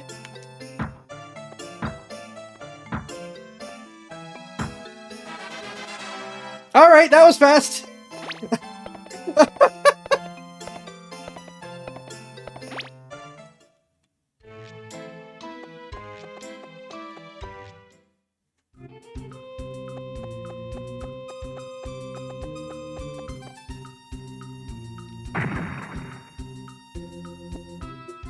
Power Berry!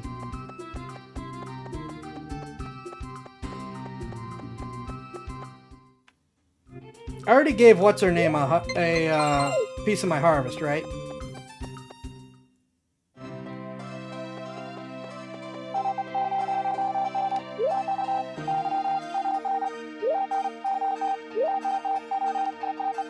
I do. He never has anything for sale.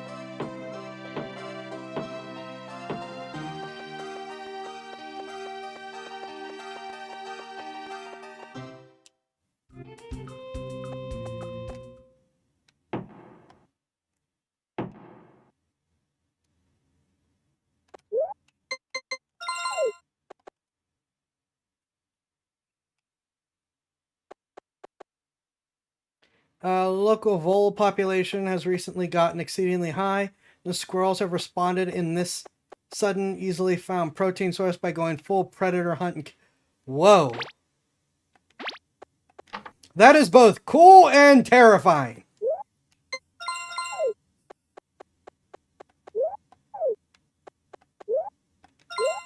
And it looks like we're at our midway point.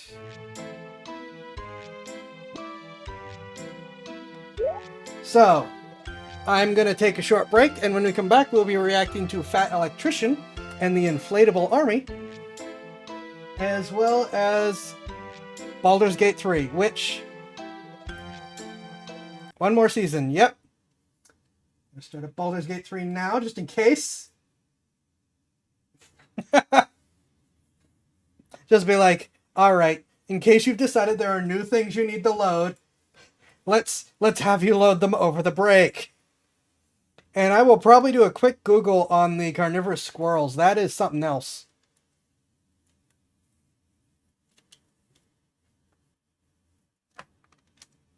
And I fully believe you, by the way.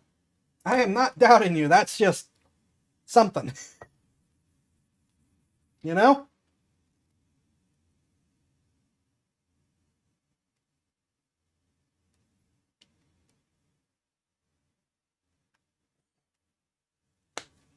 Alright. I will be back shortly.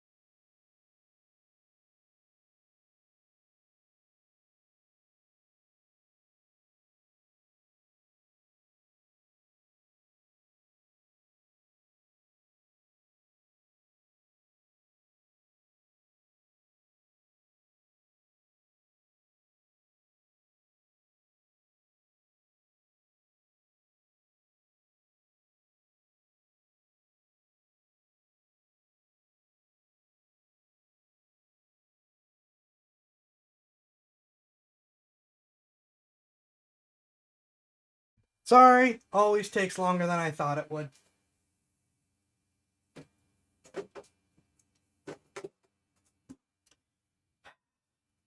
Alright.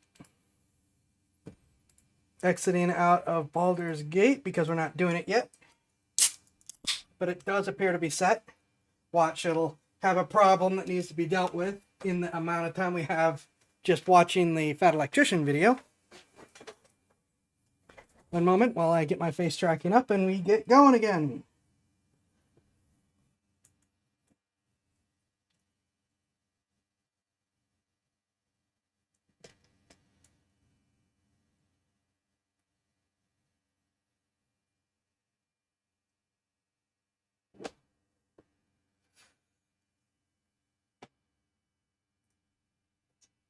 Okie dokie.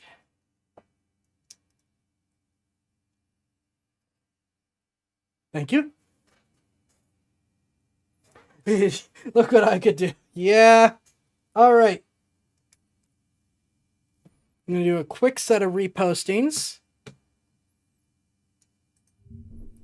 Remind people I'm live.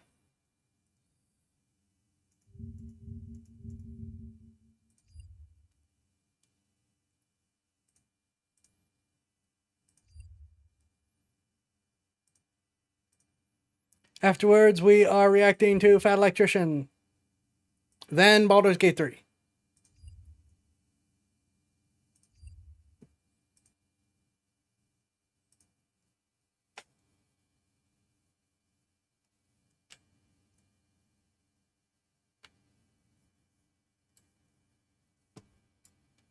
And this was queued up for us. How a chicken farmer and inflatable tanks won World War II.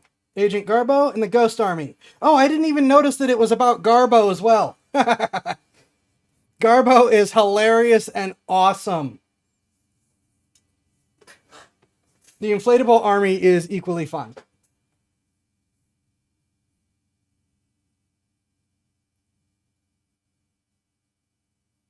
We've said inflatable several times. I'm surprised Bao hasn't shown up. Probably too small of a stream. Oh yes, these. We don't have enough people all doing it at once.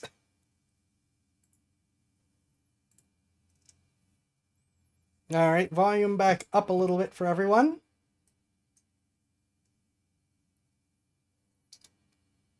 Oh yes, the Spanish chicken farmer that trolled the Germans so hard that at most he is responsible for the Allies winning World War II, and at the very least he is responsible for World War II ending years in advance and saving hundreds of thousands of lives in the process. I cannot stress to you enough, I am not exaggerating. He is not. He's actually kind of underselling it.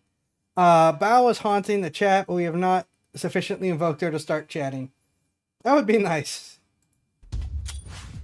Today we're talking about Agent Garbo, aka Spanish chicken farmer, and a bunch of art majors with inflatable tanks, and how they became one of the most important, critical, deciding factors of all of World War II. They are quite literally the reason that D-Day worked. Okay, here's the deal. They don't teach you this in school, and you're not going to pick it up by watching Saving Private Ryan, but D-Day, the storming of the beach at Normandy, strategically speaking, on paper, was a horrible plan. Like, literally the worst plan available. Okay, when you're trying to move in hundreds of thousands of troops, tanks, trucks, equipment, artillery, you want the biggest beach available. Normandy, not the biggest beach available. More importantly, you want a harbor. You want somewhere for all your ships to be able to drop off all the troops and supplies. Guess what Normandy doesn't have? A harbor. And if that wasn't bad enough, half the beaches are covered in cliffs. Why are cliffs bad? Well, because the enemy is on top of the cliff, meaning the enemy has the high ground, and they're going to be shooting at you while you're trying to be a rock climber. He is correct about all of this. If you make it to the top of the cliff, now your back is up against a cliff and you have nowhere to fall back to. Okay, and I know what you're thinking. Well, that does sound like a bad idea, but because it's a bad idea, the enemy's not going to be expecting it, and you're going to be doing what the enemy isn't expecting, which is going to give you an edge.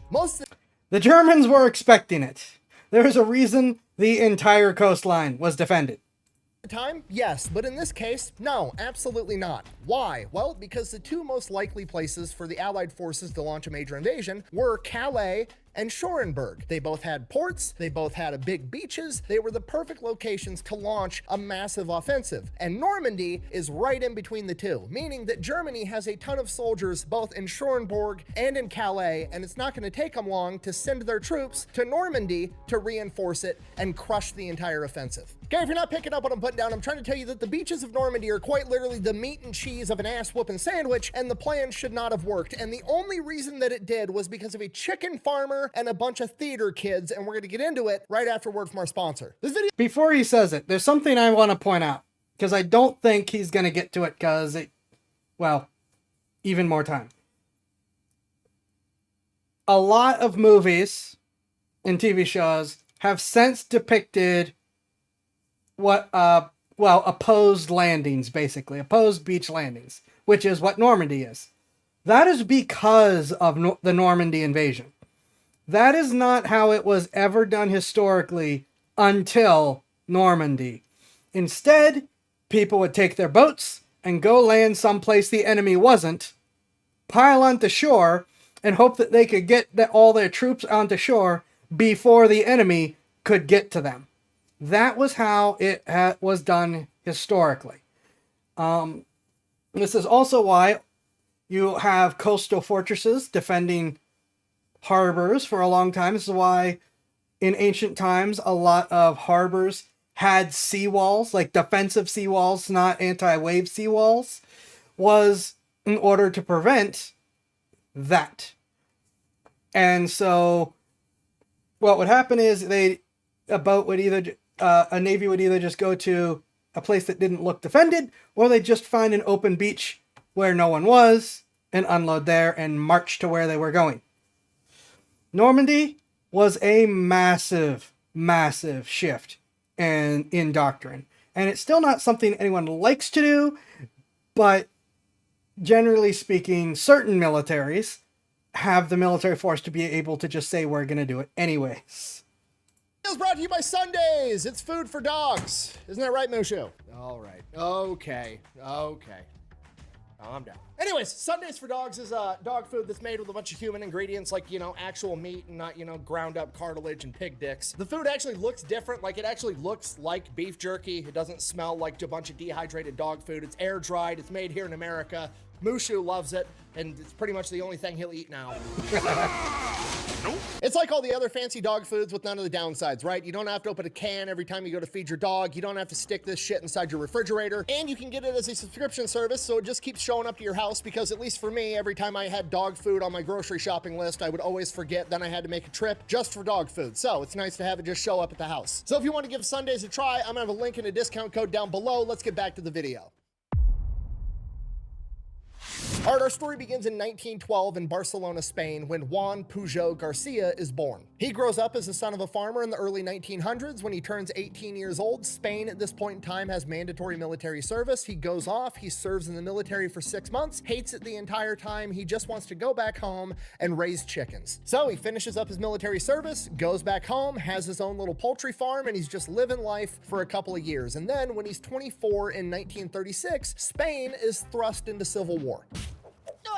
Cabbages! Now, I'm oversimplifying this, but essentially the Spanish Civil War had two factions. You had the Republic, which were fascist, and then you had a socialist revolution, okay? So you've got extreme left-wing ideology and you've got extreme right-wing ideology, both of which are renowned for not getting along with one another. And Juan doesn't care. He hated being in the military. He doesn't want to be involved. He literally just wants to be left alone to raise his chickens and live life. But that's not really how civil wars work. So what ends up happening is the socialists determine that his mother and his sister are not sympathetic to the socialist revolution, and they throw them in prison. Shortly after that, Juan is conscripted to fight in the socialist military. That's how they do people things. That just arrested his mother and sister, so obviously not a big fan. He refuses to do it. Believe it or not, jail right away. From here, he's in jail for a little while. Then he ends up getting broken out of jail by a bunch of counter-revolutionaries that help give him a fake ID that says he's old enough to not have to get drafted. From here, Juan is like, perfect, okay, great. I'm gonna go back home. I'm gonna raise my chickens. I'm gonna mind my own business. I'm just gonna live my life the way I want to. He goes back home to his farm, finds out that the socialist revolution has seized his farm for the war effort, and basically tell him to fuck off. It's their farm now. You As can't they have do. it back.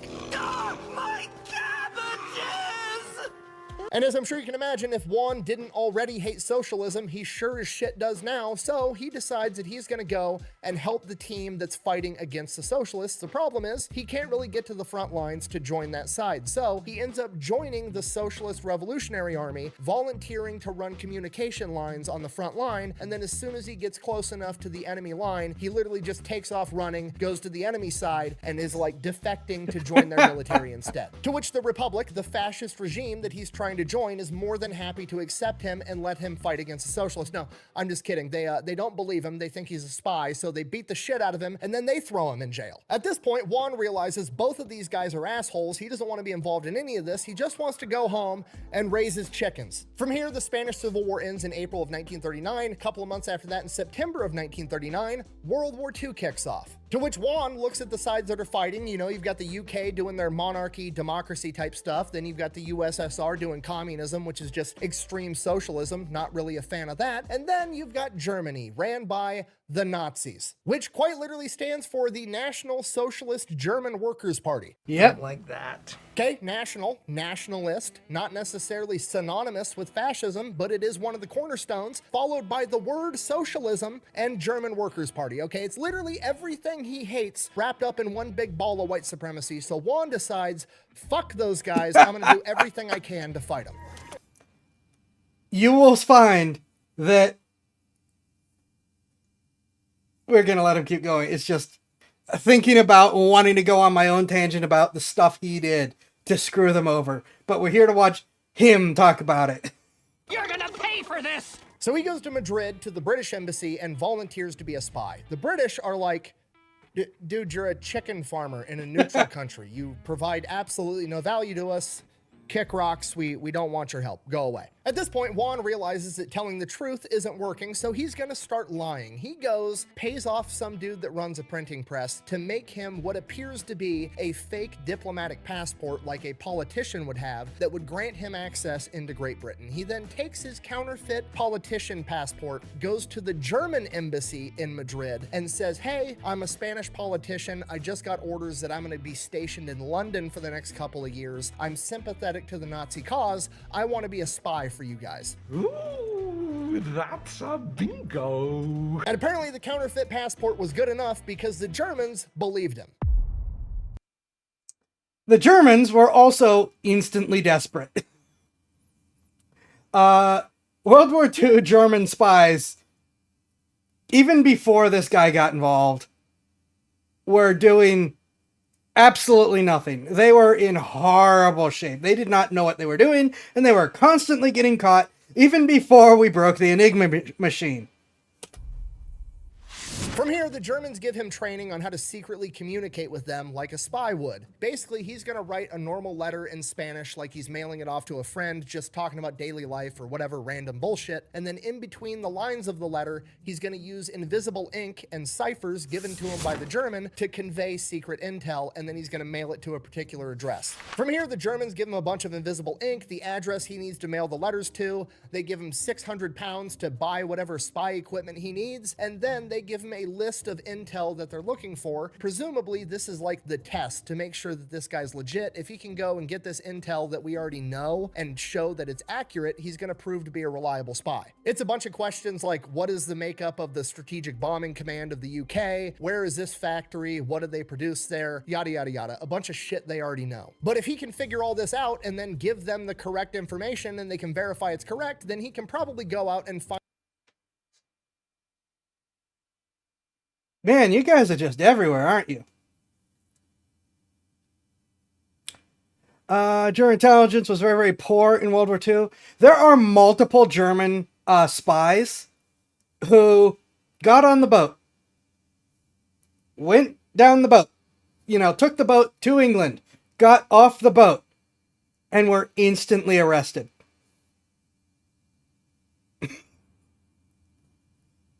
German intelligence was hilariously bad. find information that they don't have that would actually be valuable to them. Then they give him the code name Alaric and send him on his way, and as far as the Germans are concerned, he is headed off to London. The real problem, Juan can't get to London. He doesn't actually have a diplomatic passport. He has no viable reason for being there, and while the counterfeit passport worked on the Germans, it's not going to work on the British because it's their passport. They're going to know what a counterfeit looks like. I'm gonna need to see some identification. Really? Makes me feel young again.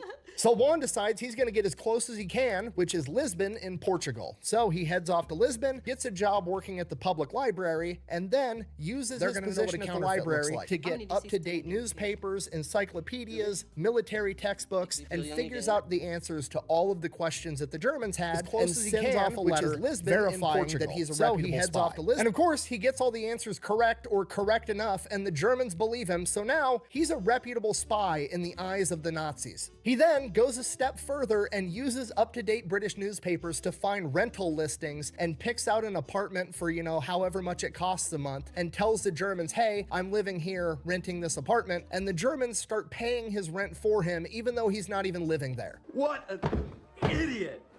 Oh, what a loser! Good. From here, the Germans want him to build out an entire spy network, basically covering all of England. They want spies outside of military installations to track troop movements. They want spies at all the major ports and harbors tracking shipping movements. They want spies all over England. Problem, Juan isn't even in England. He's still in Portugal working at a library, so he just starts making shit up. He starts writing the Germans, coming up with all these elaborate lies of all the new agents that he's acquired that are completely fictional. He's like, yeah, I've got, you know, Agent Gimbal who lives in Liverpool. He's of Portuguese descent, and he's going to keep an eye on the harbor for us. I've got Agent Carvel, and he's of German descent. He lives in Wales. He's going to be tracking shipping movements over there, and he just does it and keeps building out this massive fake spy network that doesn't even exist. And Please then pause. I believe these are scenes of German descent from the man from crap, what was it? The man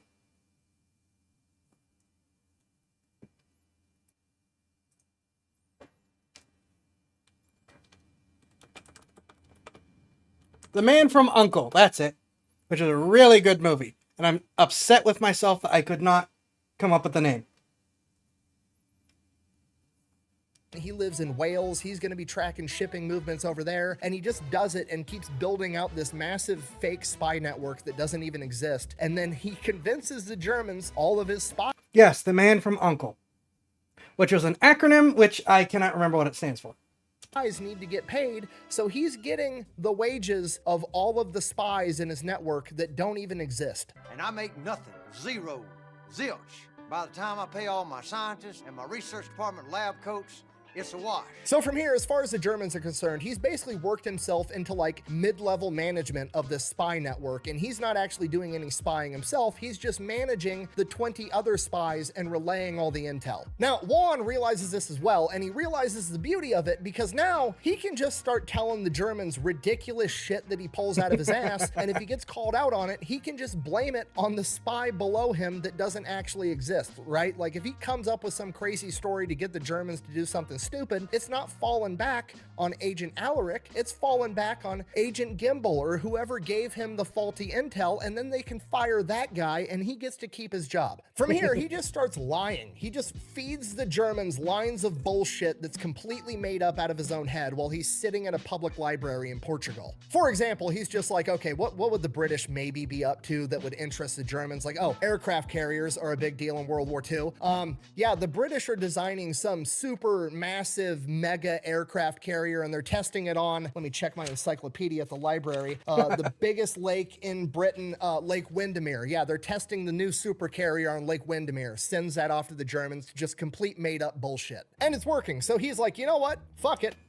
The German, it wasn't Lake Windermere, but if you look up the British supercarrier project, which is made out of bulletproof ice, it is really, really interesting.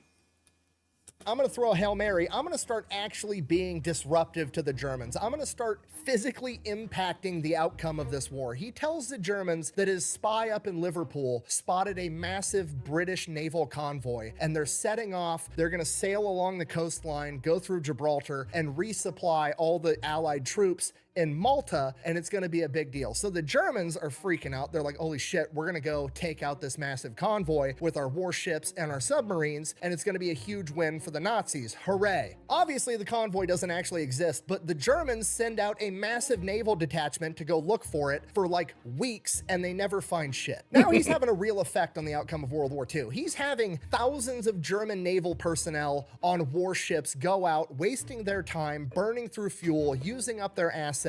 That naval detachment could be out there attacking somebody else, and he's just wasting their time. He's having a real tangible effect on the outcome of World War II. And while this is going on, unbeknownst to him, British intelligence, MI6, has developed the Ultra machine, which is like a predecessor to the computer. It's a gigantic calculator, and they're using it to break encrypted Nazi radio traffic. And when a massive naval detachment goes out on a convoy, there's going to be some radio traffic about it. And they're intercepting all this radio traffic where the Germans are looking for a massive British supply convoy to go take it out. And the British are like, what the fuck are they talking about? There's no convoy. Why do they think that we have a massive convoy going on? So they think that the Germans have a spy out there somewhere and launch a massive manhunt looking for this German spy. And obviously they're looking for him in London around Liverpool because that's where he would be to have that intel or that mistaken intel or to get that false impression. And they never find him because he's in Lisbon, in Portugal, at a public library,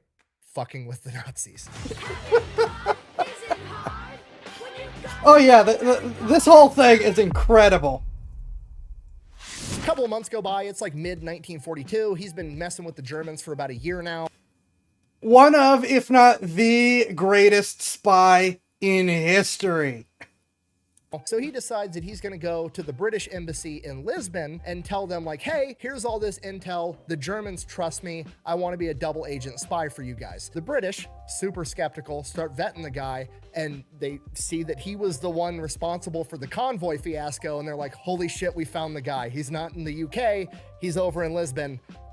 Oh, fuck. So he immediately gets hired. They give him the code name Garbo, referring to a famous actress at the time that was renowned as the best actress in the world, but they think he's the best actor in the world because he's leading the Germans on this wild goose chase. So they move him over to Britain, and he is working out of MI6 headquarters. From here, because now he has real British intel, the lies get more strategic. They get more accurate, but not in a helpful way, but the Germans don't realize that. So he's gaining more and more trust with the Germans because his quality of intel continues to go up. But then he almost gets caught being a double spy because the Germans found out that there was a massive naval convoy that just left Liverpool that Garbo didn't report on. So they go back to Garbo and they're like, hey, we know you have a spy in the area whose whole job is to look over this harbor. Why didn't you report this to us so we could do something about it? To which Garbo was like, yeah, that guy, he died, actually. Yeah, no, he was in the hospital sick for a couple of weeks, and he's dead now. And then had the British take all of the, the fictional story, because the Germans knew the guy's name and his code name and his descent and all these fucking fictional details that he had created, and had the British put an obituary in the British newspaper for this fictional man, and then he sent them the obituary. To which the Germans sent their condolences and severance pay for his widow. Could you imagine having to play poker against this guy? He's the greatest bullshitter of all time. Like, if this were a video game, he put all of his skill points in charisma because the Germans just seem to believe every line of bullshit that comes out of his mouth. Dude literally got this close to getting caught as a double agent and somehow manages to pull out a huge sum of money and get paid for it while also still being considered a reliable source. Don't worry.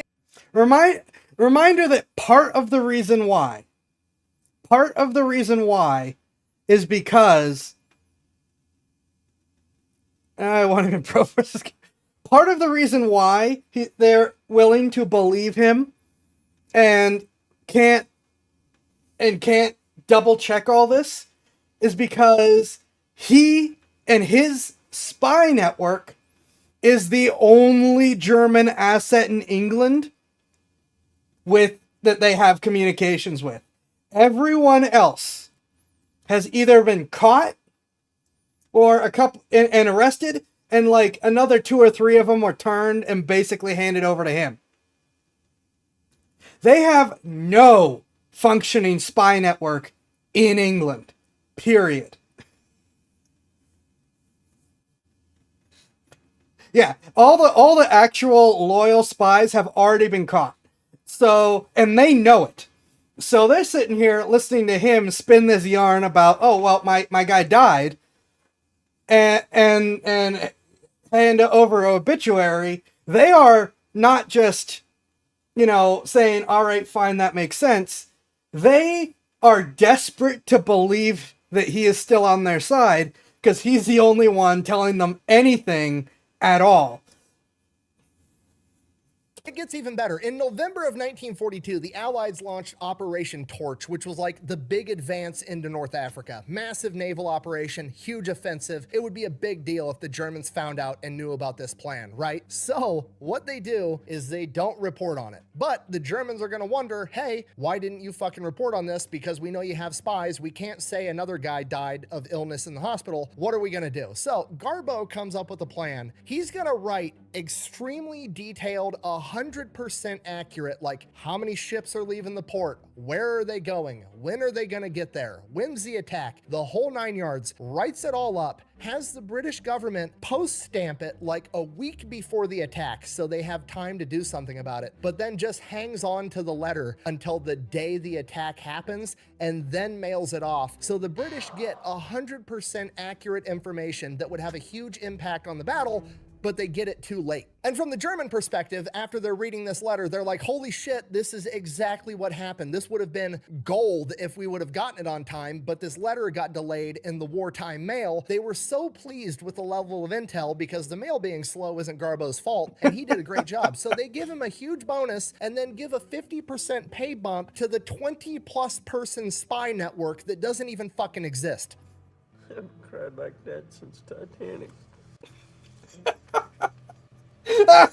And then they're like, Alaric, Garbo, same guy, is too valuable of an asset. His intel is worth so much, we can't afford to have him being delayed in the wartime post. So they arranged for him to get German radio equipment, an up-to-date Enigma machine with up-to-date ciphers, and he has everything to communicate with the Germans directly. Boyd, may I have the COS, please? Oh, I'm so happy! I'm so happy! This is the best day of my life! Movies get smart. Shut up. So now every time the Germans change the Enigma code in the Enigma machine, they don't need to crack it and develop the new cipher. They literally send the new cipher to their spy that's actually working for the British. Alaric, aka Garbo, aka a fucking chicken farmer from Spain, is now the most trusted, high-value spy that the Germans have from their perspective. And because of that, the Allies have him work on the most important deception mission of World War II, Operation Fortitude. The Inflatable Army. All right, Operation Fortitude. It is basically one gigantic psyop. It is the miscommunication campaign to set the stage for D-Day. Now, D-Day in that of itself is pretty controversial. The British did not want to do D-Day. It's a big, risky move, having this massive amphibious landing. It could draw out the war for years or lose the war entirely if it fails. So the British wanted to take the more conservative route of going through North Africa, taking over Italy, and then pushing into the rest of Europe. Okay, nothing wrong with that. That's a good plan. However, it's going to make the war last longer, and the longer war lasts, the more resources you have to use, the more people are going to die, and most importantly, America's got to wrap this shit up because we've got another war scheduled with Korea in like 7 years, so we gotta get this ball rolling. Okay, on top of that, the Soviets are getting absolutely massacred on the Eastern Front, and if the Germans take over there, they're gonna have access to all the Soviet resources, and the Germans are gonna get even stronger, or potentially even worse, if somehow the Soviets pull it out of their ass and they win and they invade, they're gonna take over all of Europe, and I don't fucking like the communists either, so we're not gonna have either of those options. We gotta get in there, fuck shit up, and leave. Okay, General Eisenhower's the supreme ally. Also, Italy was a defender's wet dream. Oh, yes, it was. It still is. Italy is a nightmare to invade. And the primary reasons why Italy, the Italian campaign went as well as it did is because, one, the fascists in Italy were not popular. So there was a big revolution in the middle of the war that sided with the Allies.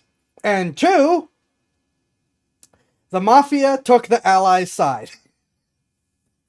No, really. The Mafia was heavily involved in spying, planning for, turning people, getting ammunition and supplies and food and everything in and ready to go for the Allies when they showed up. Not to say that Italy wasn't still a miserable fight, just that it could have been a lot worse. When you're so awful, even the Mafia's like, no, we can't. Yeah, the Mafia more or less was on the Allies' side from the beginning. A lot of Italian Mafia has a lot of Jewish family and connections as well. Also, they were target number 1 for the fascists as a undesirable group to begin with. So the Mafias are like, all right, we are going to stop doing a lot of Mafia things in the Allied nations and actually just walk up to people and say, hi, I'm with X Mafia group. We want to help. Here's what we can do for you. Of course, they came out ahead in the end. They got some serious benefits and strongholds out of the war for participating, but it's way better than them being against us. So fast as needed funding, the Mafia had cash. Also true. An easy way for government to get funding is to take it from undesirables, unfortunately. Commander, he's the one running the show, and he's an American, and America says we're doing D-Day. Guess what? We're doing D-Day. Options, we got to get in there, fuck shit up, and leave. Okay, General Eisenhower's the Supreme Allied Commander. He's the one running the show, and he's an American, and America says we're doing D-Day. Guess what? We're doing D-Day. Now, obviously, I'm paraphrasing to a disgusting degree, but this is more or less how the conversation goes. Fuck, fine, we'll do the D-Day massive amphibious landing thing. Where do you want to do it? The most obvious place is going to be Calais. It's right across the Strait of Dover. That's named after a guy named Ben, right? What?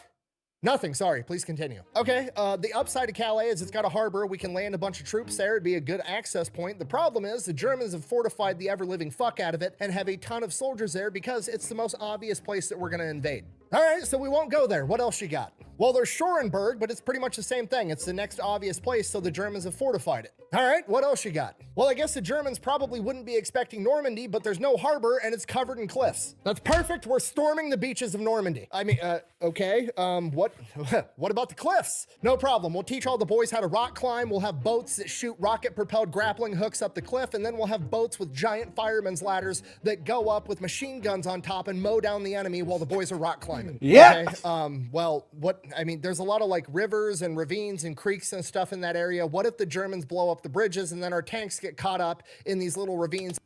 We mentioned the funny tanks before.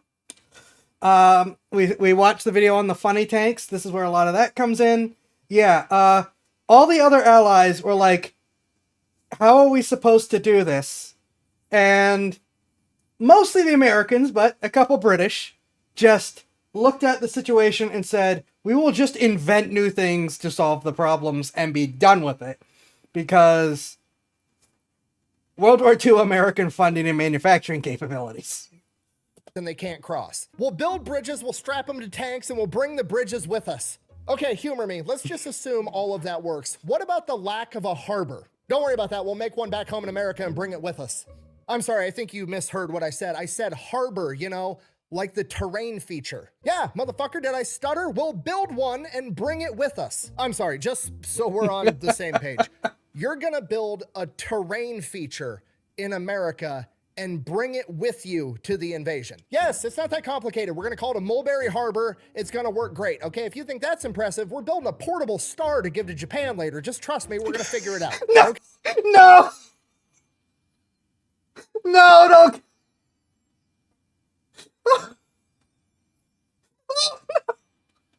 No!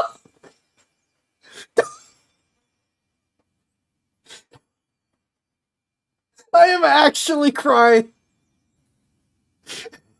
Oh my gosh. We are building a star Oh my god. Okay. As awful black comedy as that is my new favorite term for what happened. It used to be, we sank a few boats, they dropped the sun on us twice. We are building a portable sun. We are building a portable star to give to Japan is now my new favorite. Oh my gosh. That's awful. Oh my gosh. That was worth it for the whole video. I mean, the whole video has been great, but the whole video could be boring nonsense, and that one line, oh my gosh. But like I said, the whole video has already been great, so that's just the icing on top. Holy smokes. Man, Nick has some ways to phrase things, but that was not something I ever expected. Holy smokes. Okay, I guess.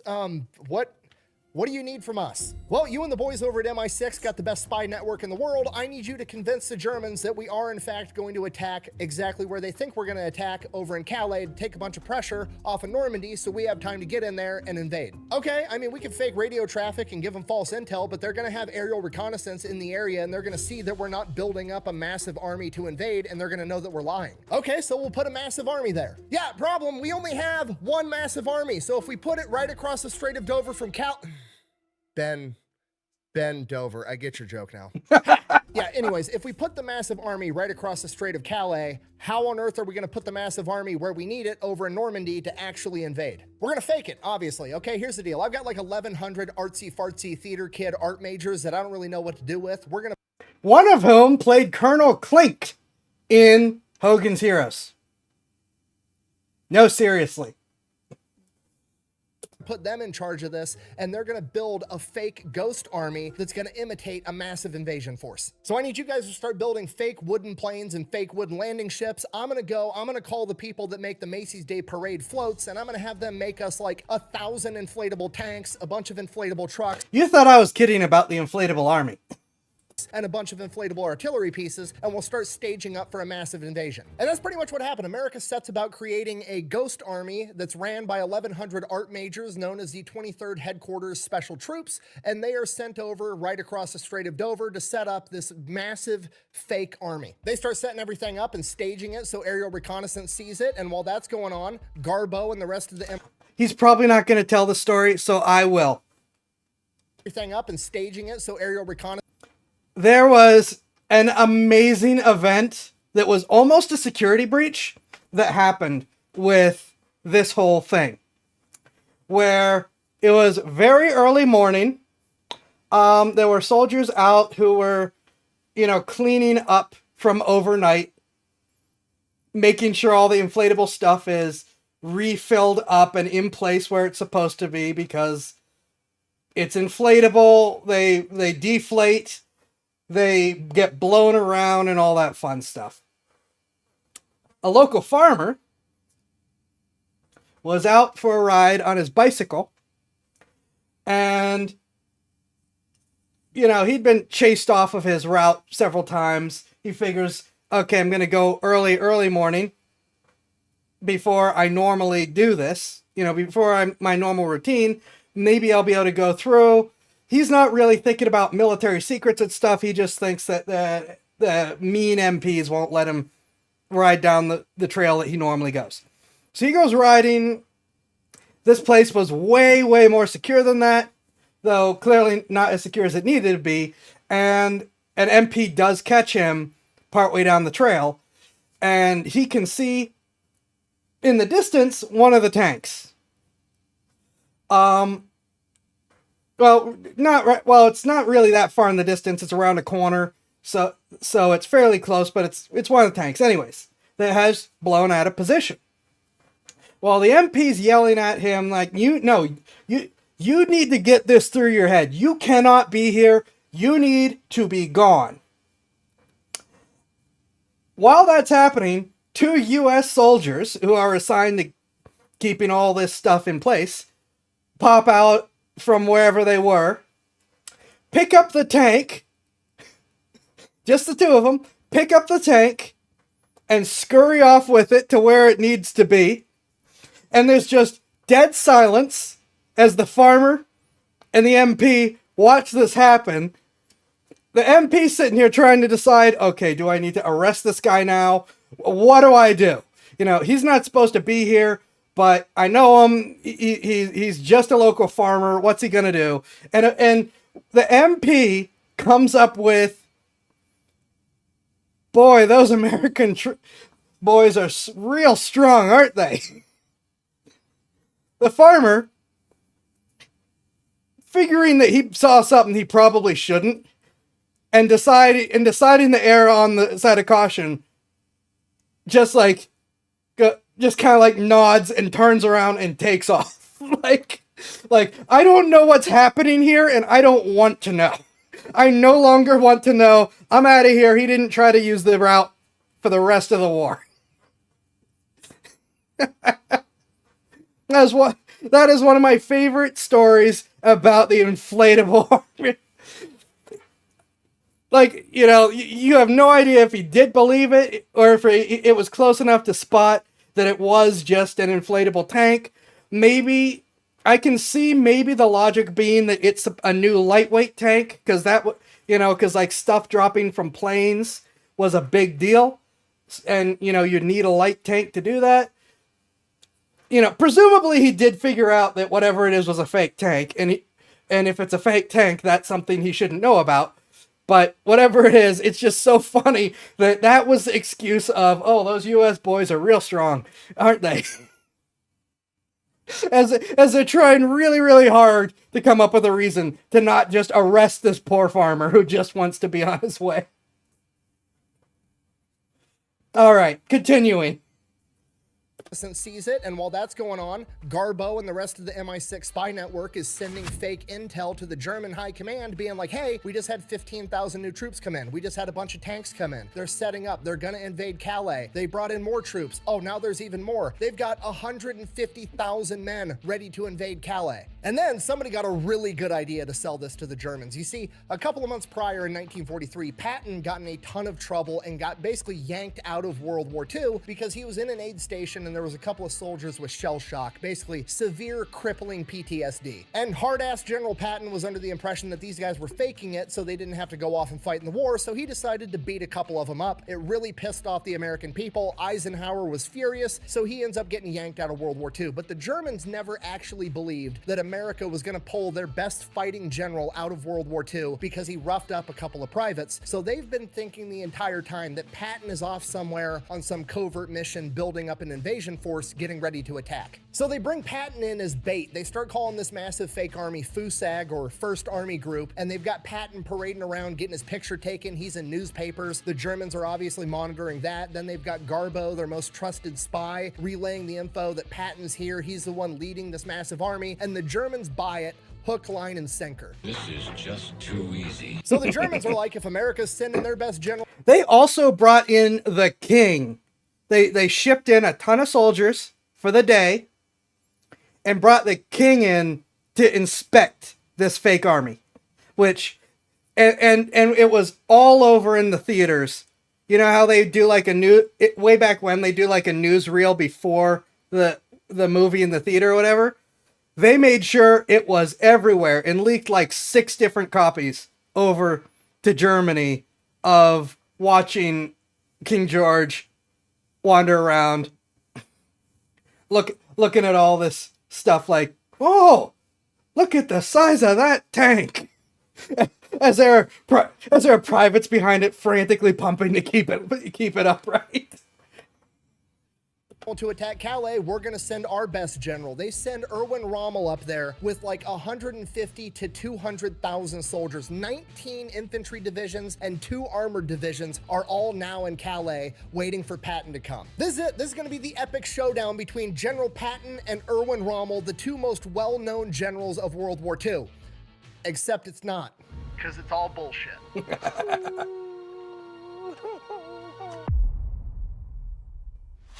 Okay, in the days leading up to D-Day, Garbo and MI6 really set the stage. They tell them, like the day before D-Day, that a bunch of more troops just showed up, and it's going to be 2 weeks at the earliest that America...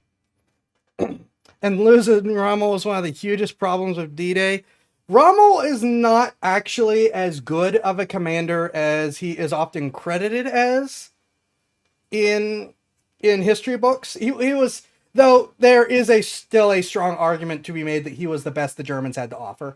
Okay, yeah, I guess from that perspective, yeah, losing Rommel was still huge. Because not only do you lose him, you lose all the troops under him.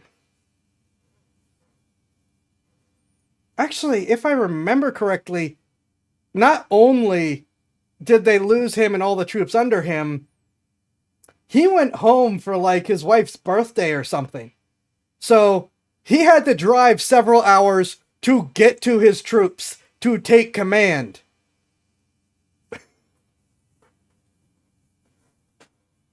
So he wasn't just in the wrong place. He was not at the wrong place that he was supposed to be.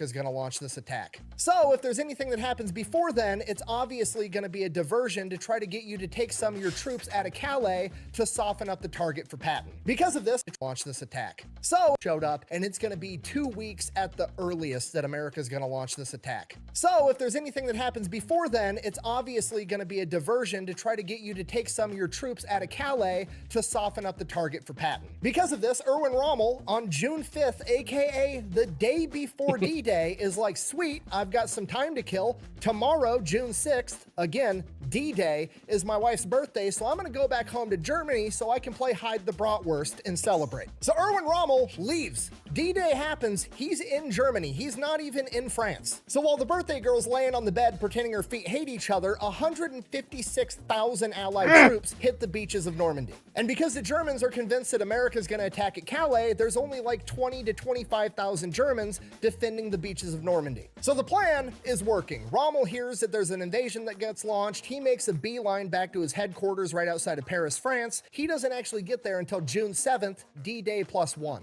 He immediately does the worst thing possible for the Allied forces. He sends 40,000 infantry troops and an entire armored division from Calais down to Normandy. Okay, this is going to be absolutely catastrophic to D-Day. That's going to triple the amount of Germans guarding the beach and add a fuck ton of tanks on top of that. The absolute best case scenario is this adds tens of thousands of Allied forces dying, and the worst case scenario, it means that D-Day is going to fail as a whole. And it's more than likely going to be the second one, because if Rommel rolls up with a bunch of tanks, he is going to drive the American forces back into the ocean, and it is going to be Dunkirk 2.0 all over again. And then a chicken farmer from Spain saves the day. Garbo, Alaric, the most trusted German spy, sends a transmission to German high command that the attack at Normandy is a feint, it's a ruse, it's just a distraction, do not pull your men out of Calais. And this makes it all the way into German high command and all the way to Hitler himself, and Hitler signs off on the order for Rommel to turn his forces around and go back to Calais and wait for Patton.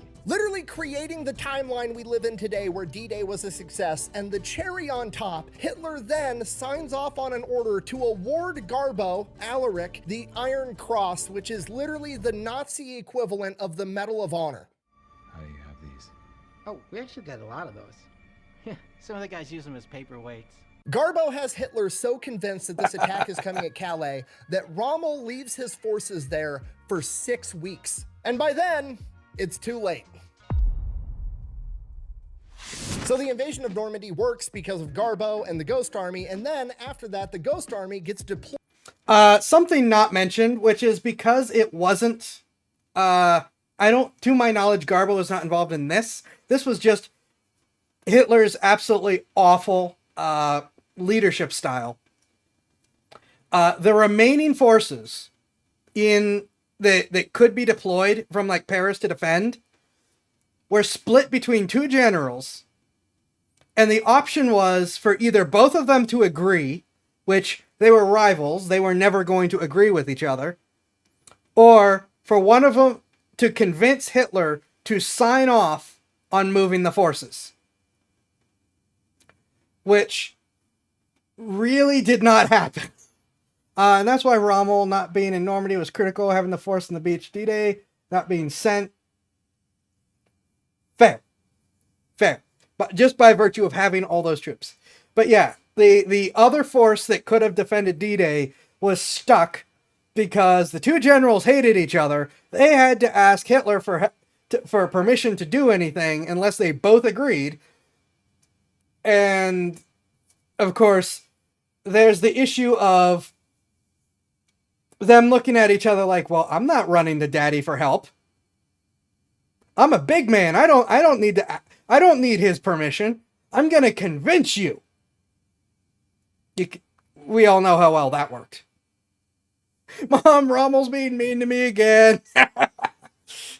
Yeah, that's the thing about Hitler's leadership style is he put people that hated each other in competing positions with the idea that they will either come to an agreement, which was never going to happen, and they all knew it, or what he wanted, he would be the stalemate breaker on any decision, which kept him in charge always.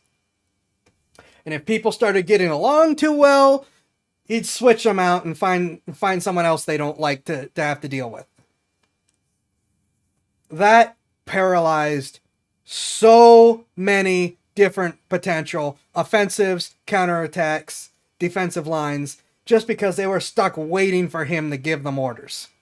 Deployed into France. And from here, they go full PSYOP mode. They would roll up to wherever a real infantry division was. They would then bring the Ghost Army, and then after that, the Ghost Army gets deployed into France. His paperweights.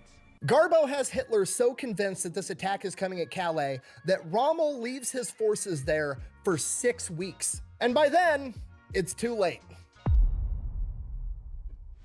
So the invasion of Normandy works because of Garbo and the Ghost Army, and then after that, the Ghost Army gets deployed into France. And from here, they go full PSYOP mode. They would roll up to wherever a real infantry division was. They would then paint that infantry division's logo on all of their inflatable shit, and then have their same patches. And then while that unit moved out, they would pretend to still be that unit in the same spot, so the Germans don't know where an entire division disappeared to, because they still think it's right there. And the level they went to make it look like they were legitimately the unit they had replaced was incredible. The Ghost Army had their own Morse code guys, and they were going to be blasting out fake radio transmissions, fake Morse code, fake everything, in addition to all the inflatables and just appearing like a real military unit. And with Morse code, you can tell who the operator is. The way that your hand strikes the little keypad is very much like handwriting or your spoken voice. You can identify different people and different operators. So these Ghost Army Morse code operators would go and sit with the real infantry division's Morse code operators and learn their exact handwriting, so to speak, so that they could mimic it perfectly. They had trucks with gigantic loudspeakers that would blast noises of tanks moving, trucks moving, NCOs yelling at soldiers to put that cigarette out, all kinds of shit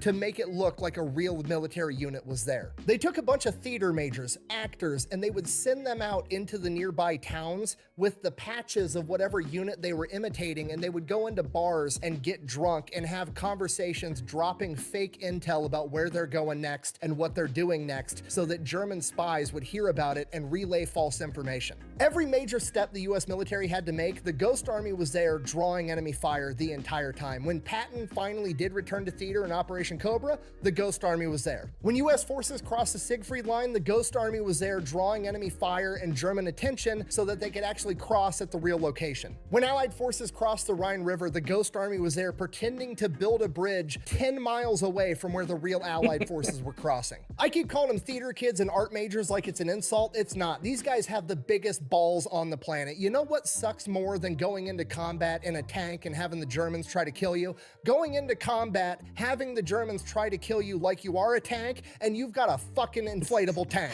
The Ghost Army is basically the rodeo I knew that was clowns coming. for the entire US military at this point. The bull rider gets all the glory, but the rodeo clowns are in the ring the entire time saving everybody's ass.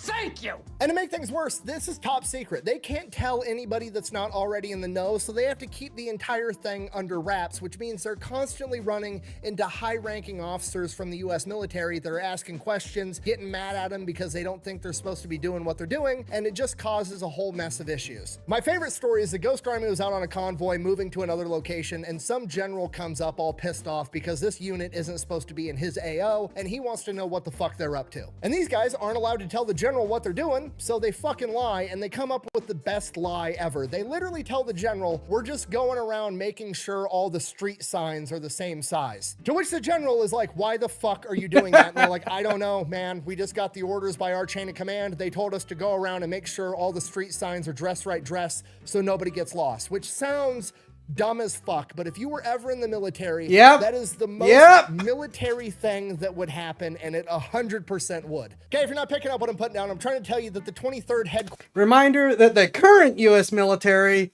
uses high-detail spy balloons and airships and dirigibles to monitor traffic speed on military bases.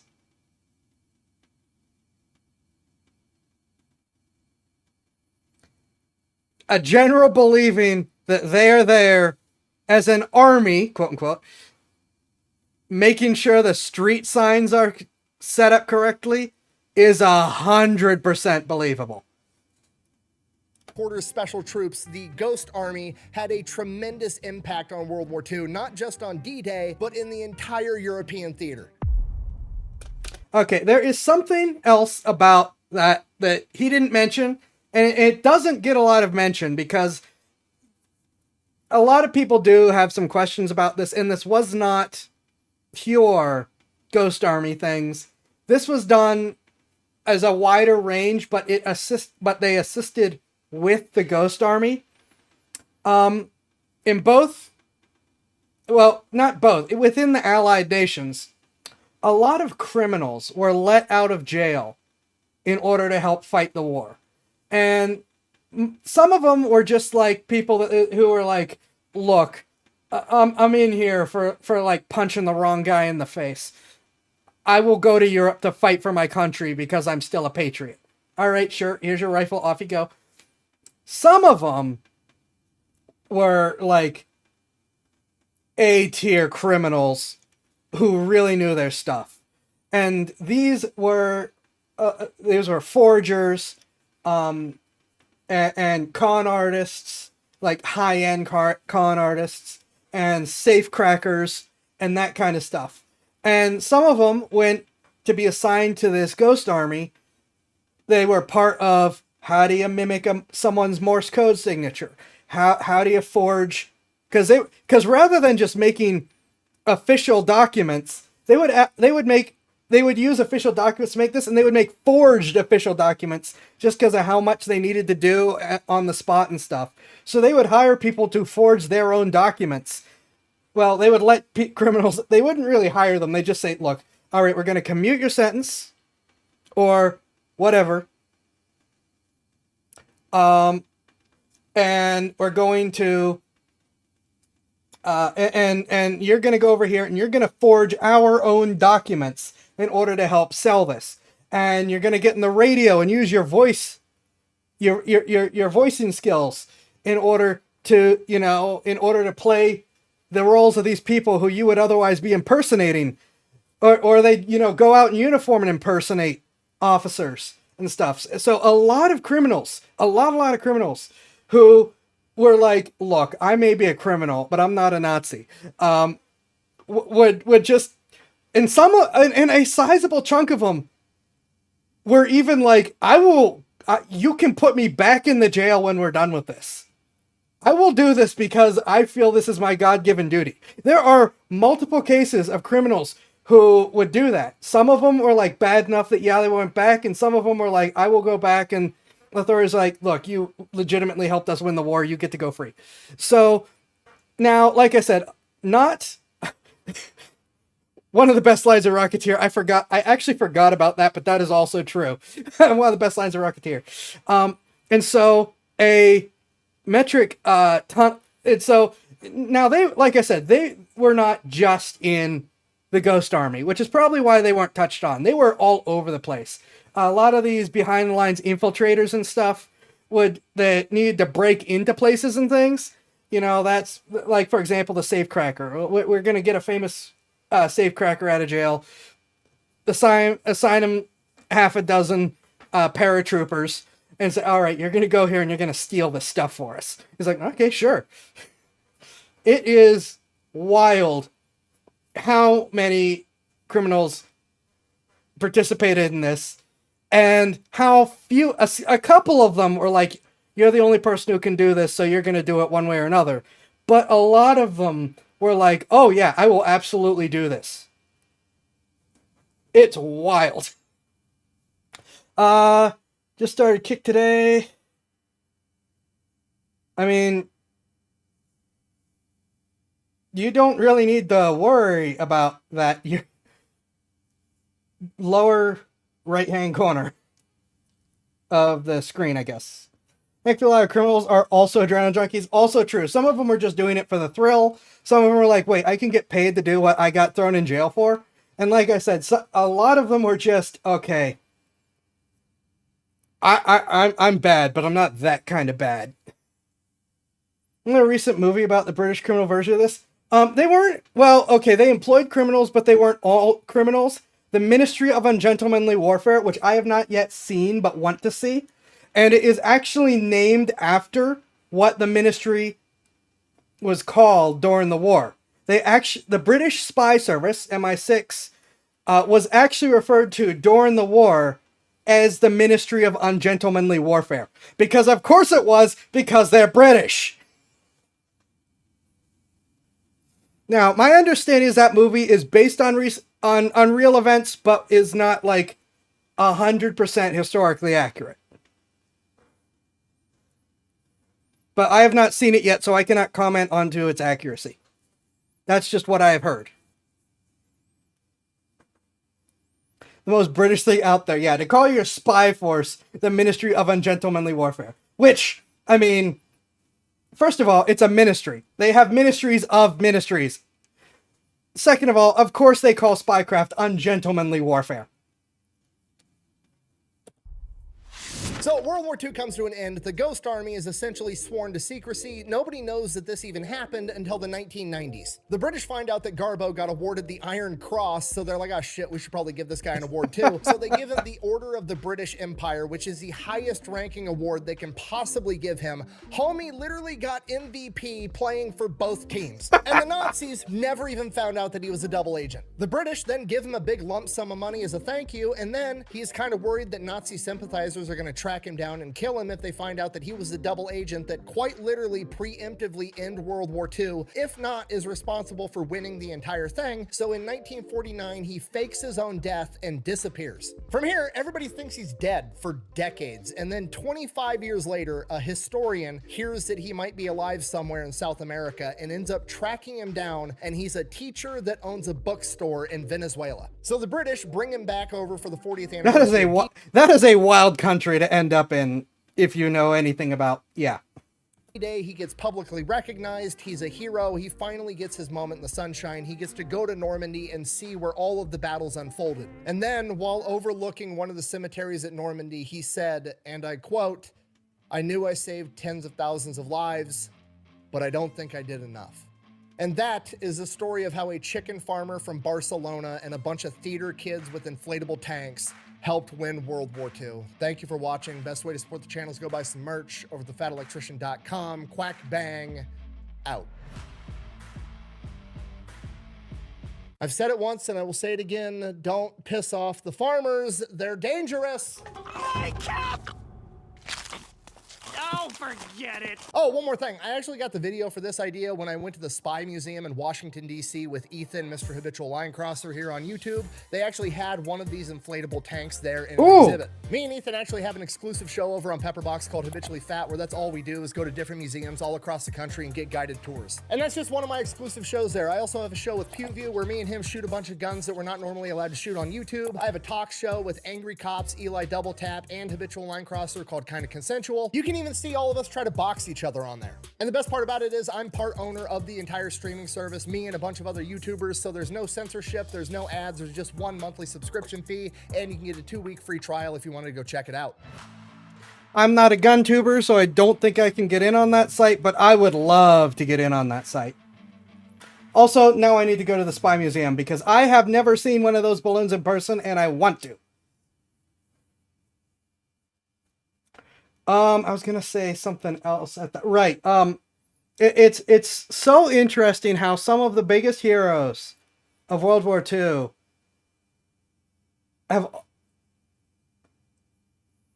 have said that same thing.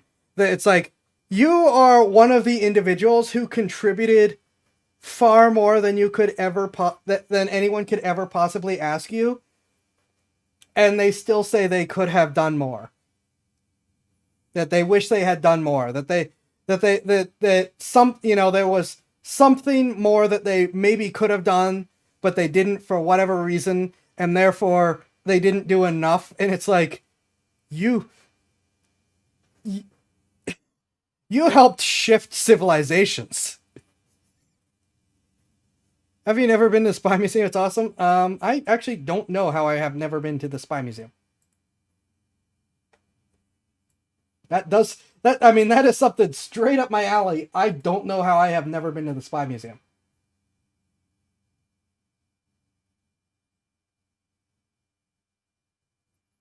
One moment. I believe I have... Is this related to...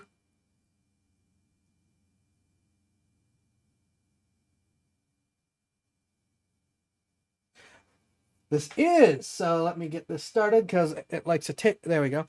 Now, the reason they had all the artists is because everyone registered the skills. Great Depression is part of FDR's Find Some Way to Employ as Many People as We Humanly Could initiatives. I am with Bad Electrician in that I have issues with FDR. Lots of issues with FDR, but that is a good point. The ones that employed people to count leaves and estimate sand. Yeah, that was also part of the problem. And when World War II popped out, the government called everyone up and secured, if we need you, you'll come for propaganda or whatever. And this was the whatever. Yeah, I will address the rest of your bender later because I'm very curious as to what's going on here that doesn't have to do with the stream.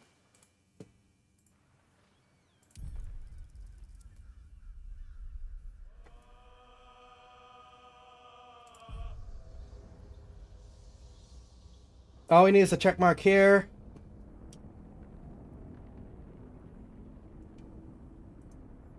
But yeah, I'm very curious as to what is going on. I just don't want to take time out of what's left of the stream to do this. There we go. Also, just D&D ramblings as we prepare to fight the Paladins, I believe is our current objective. So I was listening to Grungeon Master complain. Was it Grungeon Master? No, it wasn't Grungeon Master. It was someone else. Crap, I forget who. Complain about the sending spell. The day before D-Day, they had some fake data to send to the Germans about D-Day, but the telephone operator didn't answer. Of course. That telephone operator probably got shot after that. All right, first things first. My condition likes being ignored as little as I do. I must consume another artifact. And soon.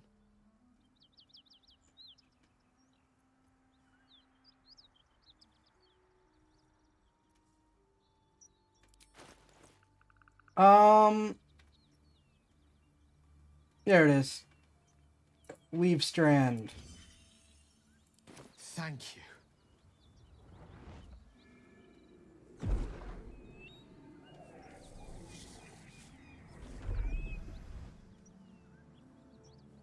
Next day, Garbo himself calls the High Command and gives them the real info about D-Day, as it was totally useless. Of course. It hardly has any effect. Oh, Mistra, have mercy on us all. Listen, I need to speak to you, to all of you. It would be unconscionable of me to remain silent. Yeah, he actually complained about the inefficiency of spy systems multiple times to the Germans, to which their response was frequently, dude, you're the only functioning spy we have. This is the best we can do right now. Yeah, shouts at the Talk Lungs how they weren't taking the war seriously. Yep, that was an ongoing and repeated thing anytime he was unable to deliver his stuff in time. Was he just turned it around on them so often. And, as stated, the response was, you're our only guy. Everyone else has been arrested or disappeared. Go on, you're among friends. I might just be about to remedy that. You have to know who I was. You have to know who I really am. What I am is a walking shadow of the promise I once held. I'm what one might call a wizard prodigy. Who from an early age could not only control the weave, but compose it. Much like a musician or a poet. Such was my skill that it earned me the attention of the mother of magic herself. The Lady of Mysteries. The goddess Mystra. He thinks he's an anime She protagonist. revealed herself to me and she became my teacher. In time, she became my muse. And later, even my lover. This is making me think of something. Help me remember I want to talk about magic and leveling in D&D. Tell me you made love to a goddess? Oh, yes. We enjoyed each other's company. Body, mind, and soul. But even so, I desired more. You see, no matter how powerful a wizard we mortals can become, we never scratch more than the surface of the weave. True. Mystra keeps us in check. There are boundaries she doesn't let us cross. Also true. Yet, every time I was with her, I stood on the precipice, gazing into the wonders that lay beyond. I sought to cross her boundaries. Yeah. Once upon a time, you could cast spells above 9th level in D&D. The canonical explanation for why people can't is people screwed around too much with spells, and now Mystra, or given magical deity of your setting, has said, no, stop it. Given what happened, though, yeah, see, there we go. To be fair, he's pretty close to being an anime Alright, fine, you may have a point.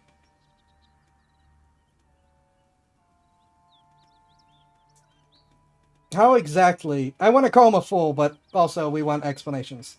I tried to convince her. I pouted. I pleaded. Swore my ambition was only to serve her better. But she only smiled and told me to be contented. Inconceivable as it seems to me now, I shared a bed with a goddess, yet I wasn't satisfied. So I sought to prove myself worthy to her instead. We come now to the crux of my folly. Shall I share the story behind it, or would you rather head straight to its sordid finale? We're here for story. I bumped the volume as much as I can. I apologize if it's still quiet. Very well. Here goes. Once upon a very long time ago, a mighty lord lived in a tower. A flying tower, to be precise. I'll save his history for another time, but the gist of it is that he sought to usurp the goddess of magic so that he could become a god himself. He almost managed, but not quite. And his entire empire, Netheril, came crashing down around him as he turned to stone. The magic that was unleashed that day was phenomenal. Roiling like the prime chaos that outdates creation. Even the weave itself could not withstand the onslaught. It fractured, then shattered, and all magic was lost to the mortal realms. Until the day Mystra returned. She restored the weave, reuniting all its scattered shards. Or so I thought. Until, in the course of my studies, I learned of a book. A Netherese tome in which a piece of the fractured weave had been sealed beyond her reach. What if, I thought, what if, after all this time, I could return this lost part of herself to the goddess? The Netherese Empire is the one that is the one that picked a fight with the Faerun, right? I feel like I want to check that real quick. I feel like that is a thing.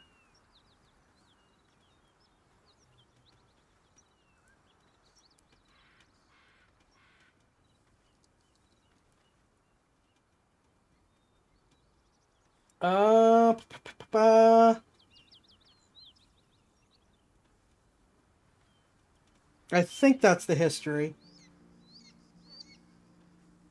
Age of Humanity.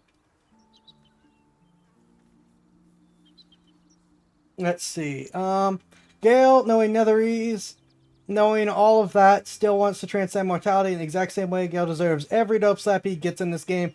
Quite a few. True. Very true. There it is. Yep. Large-scale Netherese migration in the Savage Frontier began. And in order to try to get rid of them, the Faerun, which are giant worm-like things that use lots of magic, cast a life drain spell on their floating city in order to try to kill them all. The Faerun got sealed. Netherese were unhappy, but that started their decline, which ultimately led to that. That is the super duper short version. But I thought I was right. I just wanted to double check to make sure I wasn't misremembering. What was the answer to that question? I guess you rolled out flowers of chocolates all together, and so your grand plan is kind of emptying a cup of water in the sea. Brilliant. What was the answer to that question? The answer was to try. The outcome was to fail. I was certain that this deed of raw power, draped in romance, would convince Mistra to take me by the hand and welcome me into her hitherto forbidden domains. I was mistaken. I obtained the fabled book and took it into my study. As for what happened next... Here. Place your hand over my heart. Let me show you. I'm romancing Karlach this time.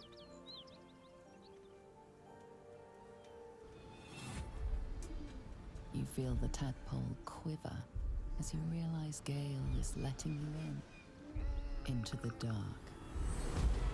You see through Gale's eyes, staring down. Everyone else is just watching this. Memory. A book bound and suddenly opened. Inside there are no pages, only a swirling mass of blackest weave that pounces.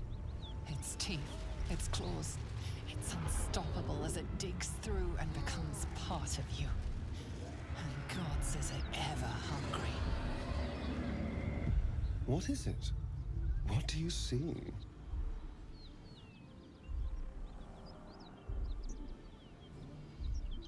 Why didn't I get a notification? Where's my noises? Thank you, Up To. Here's to making a portable star to give to the Jap. Oh my god. Give the Japanese. Good grief. Thank you very much, Up To. Of course.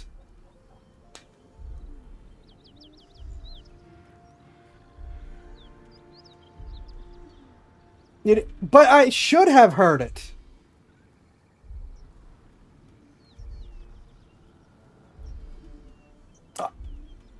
It should have been a whole...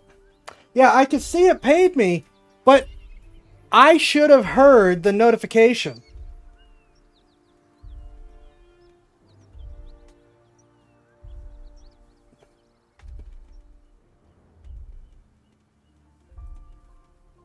Gonna have to look into that.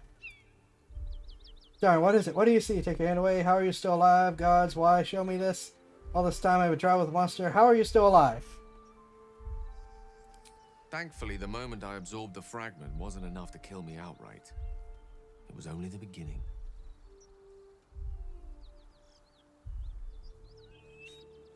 You don't know what a black hole is, but he has a sentient one in his chest.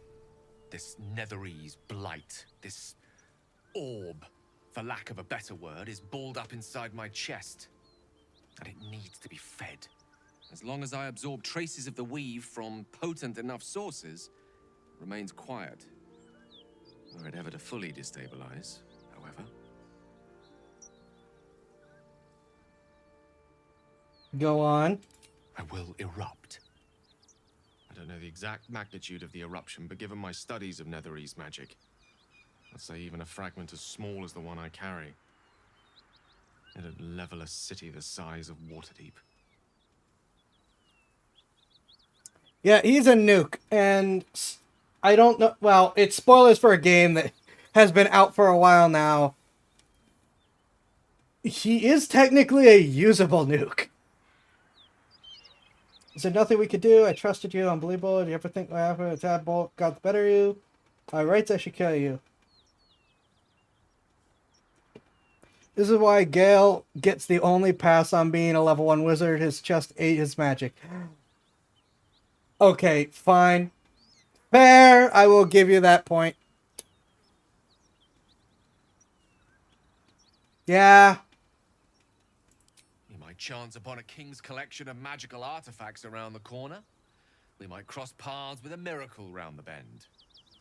Then again, we might not. All of this. It must feel like a betrayal. Say the word, and we'll part ways. Hear what the others say first. Come far together and continue on together. Hear what the others say first. You'd have us debate that Netherese Jack-in-the-Box should be a blip on the horizon by now. I'm in two minds. And frankly, don't care a great deal. Either decision is fine by me. I was hoping we'd get more than just those two. Pose too grave a threat. Part ways. Continue together. That is a great relief. Oh, a great relief indeed.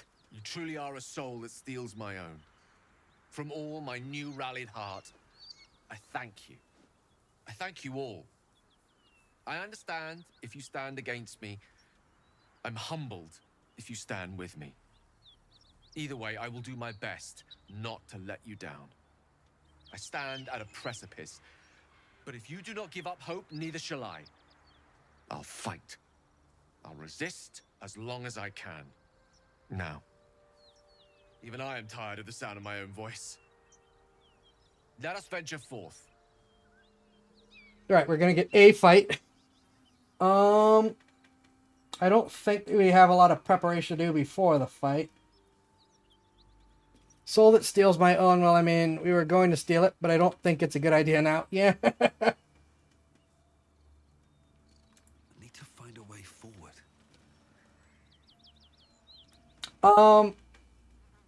So someone, it wasn't Grungeon Master like I thought it was. I can't remember who, was complaining about certain low-level spells like breaking civilizations or drastically changing the shape of them. I had the idea of, well, why doesn't most of the population that isn't just a regular CR stat block a sidekick? Take a couple levels in sidekick. At that point, you're level 9 in order to just use third level spells. And that, you know, anyone who has player levels then is like a big deal. Which also helps the party to feel special. Building off of that, this gives a little more utility in the world to something I then realized was a little game breaking. The Strixhaven School primers. Each primer gives you a couple charges that regenerate that you can use to help with ability checks. And this is where we're starting to get into some of the Gale's magic things. As well as the ability after every long rest, a little game breaking, he says, yeah, to have a first level spell from one of two magical classes that you can cast for free. Which, for the spellcaster sidekicks, is a pretty big boon, because they don't get a lot of spell slots, they don't get a lot of spells. So, it makes sense for like the local wizard to run around with a couple books that because you can attune up to 3 of them at a time, so that's 3 extra first level spells that you can have prepared each day, where, you know, the local spellcaster runs out with these books, is like flip, flip, flip, flip, flip. Abracadabra. Flip, flip, flip, flip, flip. Abracadabra. You know, it feels very like what you see in a lot of series, why they'd have all these other books and stuff. Here's where it gets game-breaking, that I realized. And this is specifically for wizards. Though, I have made it game-breaking for kind of everyone, thanks to my Spell Thief Dark Gift. By the rules as written, and how that works with other things. A wizard who has one of the two books that give you access to the wizard first level spells can basically open that book and open their own personal spell book and copy the spells down, and with not insignificant time investment and gold investment, have the entire wizard's spell list for first level. All of them. It's only the first level ones, only, and it's only for the wizard spell list. Though my Spell Thief means you can do it for any spell list, so all the first level spells in the game. But yeah, because those primers are only an uncommon level primer, meaning that rules as written, you can find them fairly easily. And you can also just make them. And again, they remain useful because it's that you still have an extra casting of a spell level. And for the wizard side of things, if you're not using my homebrew, well, you're still gonna be able to pull a first level spell from a class that isn't yours.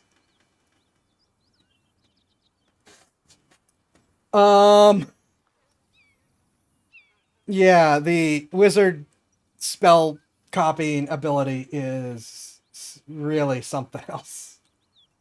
So, an idea for your worlds, the idea of making heavy use of the sidekick rule for regular people, and something to make your DMs hate you, using a primer to give your wizard every first level spell in the game, which wizards already have. Well, not every first level, every wizard first level, though they also have the largest spell list in the game. But yeah, every first level spell, and wizards already have every wizard cantrip. They can just only pick a couple to have prepared, because of course they can. I don't think there's anything we could do to prep unless we want to just start moving people around, but since we vastly outnumber the paladins,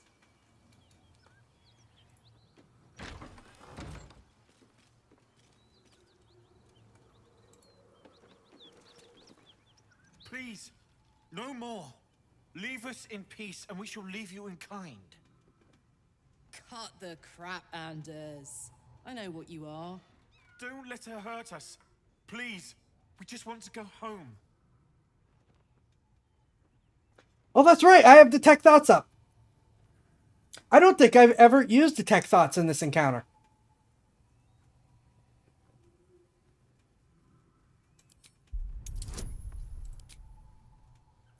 Thank you for the guidance.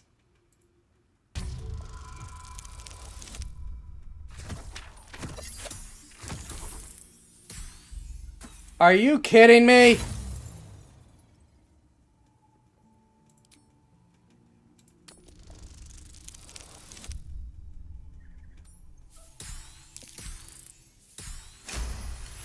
Oh yeah, the fire aura. I forgot about the fire aura. The Archduchess will be delighted when we return with Karlach's head on a pike. No fear.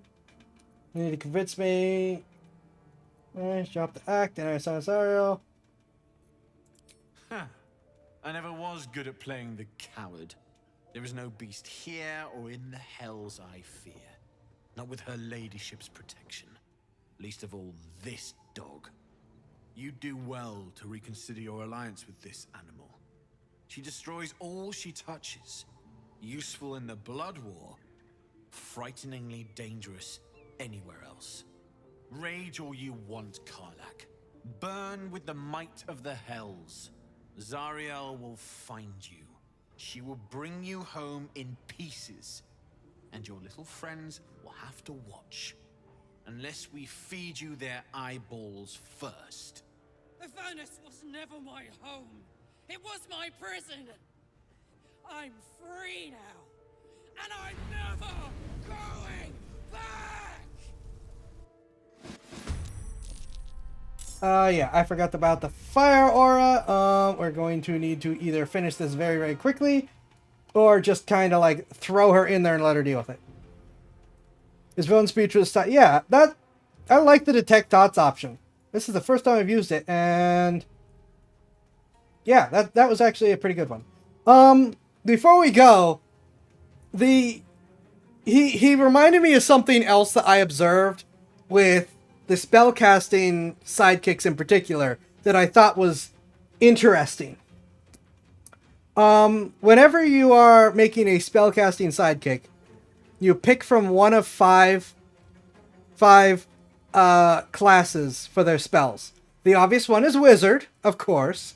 The other obvious one is cleric.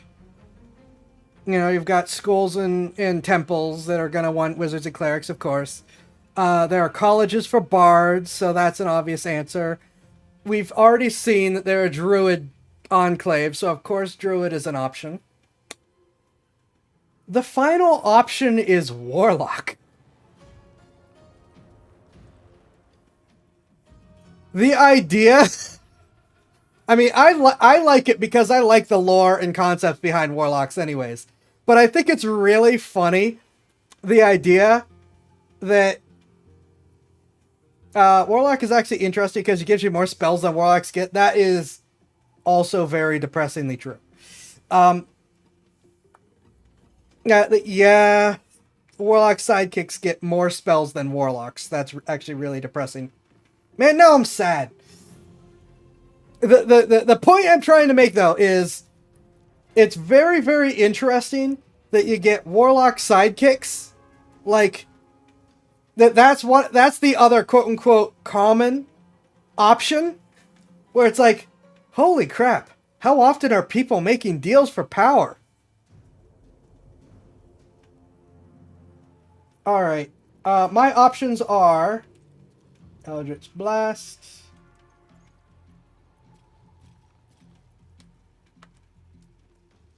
which currently has 2 beams. Do I have an AoE?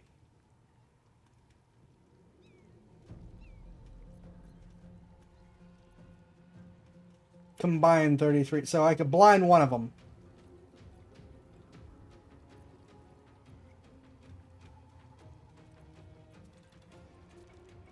I kind of want to... Okay, it's me, Astarion, and Lae'zel first. We're in pretty crappy positions to do anything.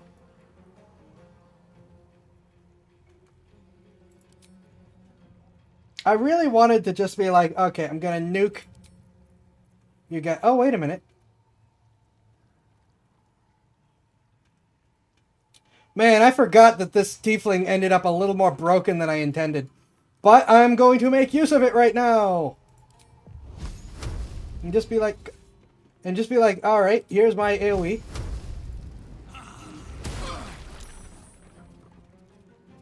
And not actually kill them. That's a little disappointing.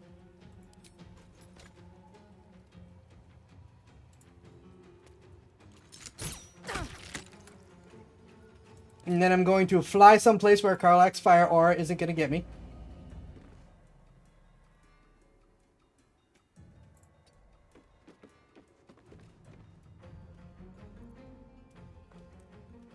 Shall we cut and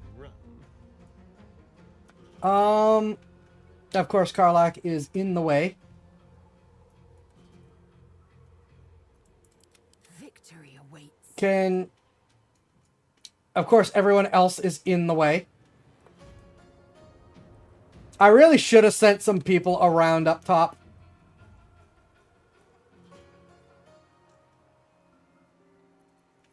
Alright, can you jump up here?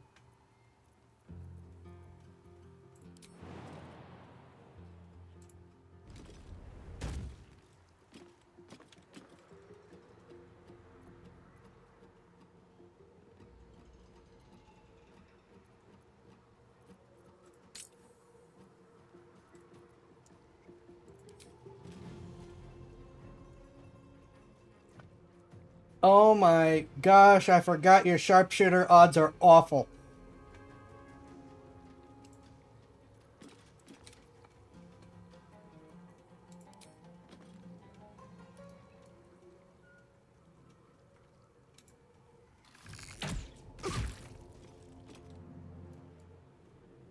Alright, now get out of the way. Oh wait, no, you can fire again. No, don't get out of the way.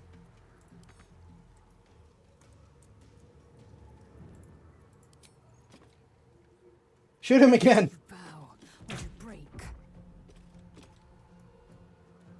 Now get out of the way.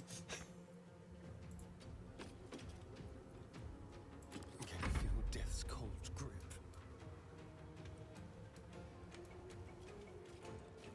Alright, we need Karlak to not be attacking people that will... in a way that will get us unintentional fiery death. But, alright, can you jump in here? You can.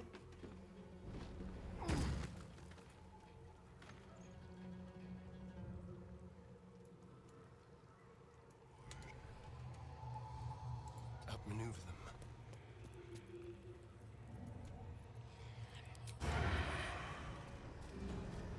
Really?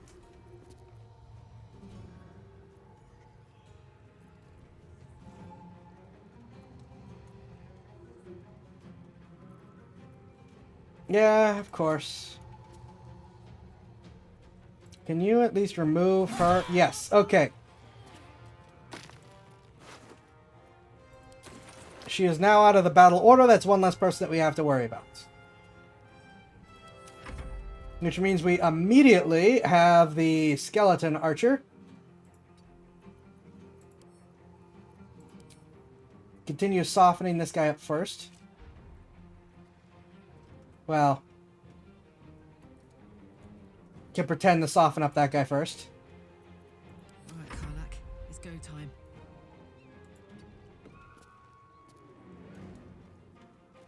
All right.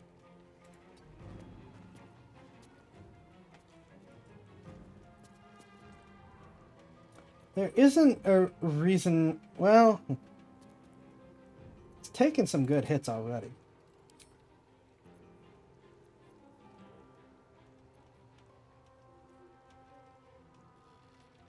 Right, once per long rest.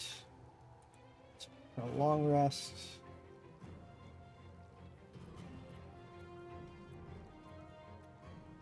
Yeah, I guess you're just using a regular old attack at the moment.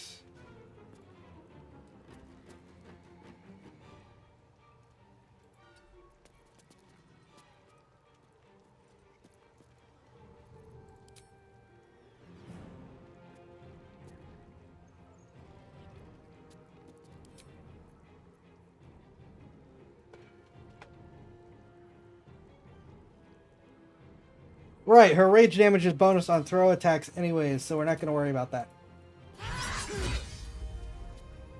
Yay, crit!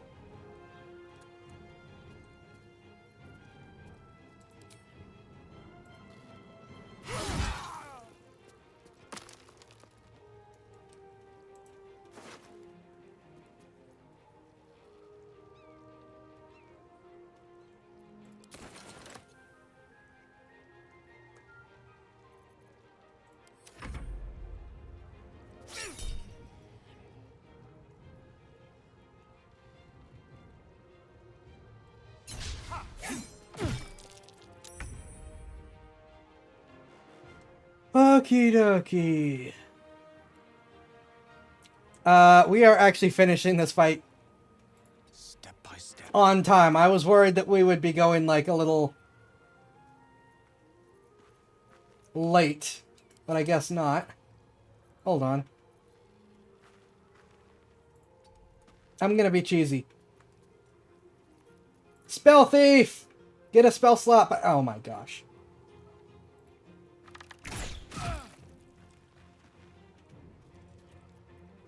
Please get a spell slot back!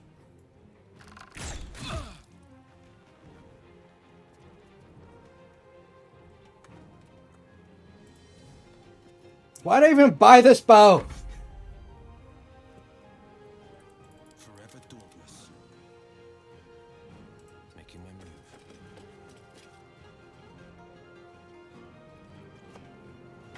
He rolled good. True! He got incredible damage for him.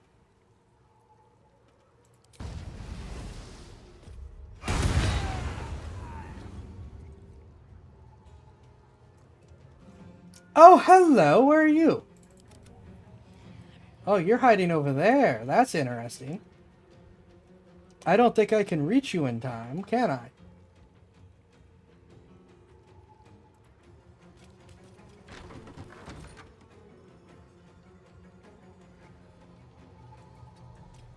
No, I cannot.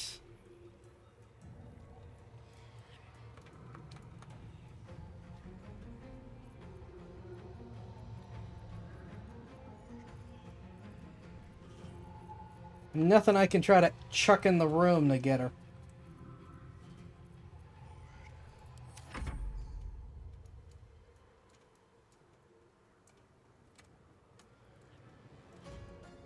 Why am I...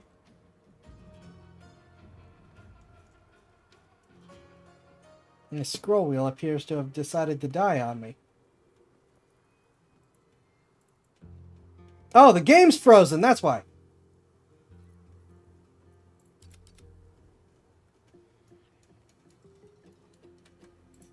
Okay, you were not supposed to be there, but okay.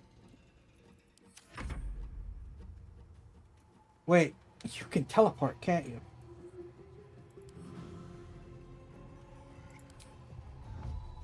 You can! Never mind, you can't.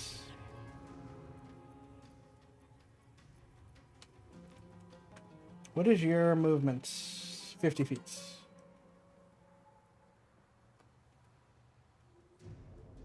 Alright, you also cannot reach, so you might as well come around here just in case she runs.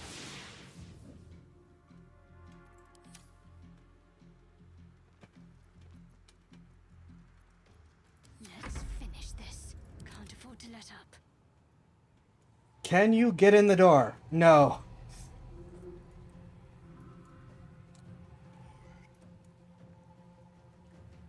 You might as well also just be like, Heading there. in the event of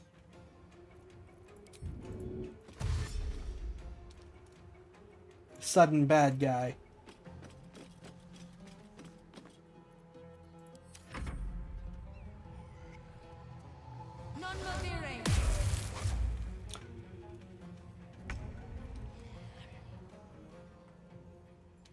Huh. Okay. Well.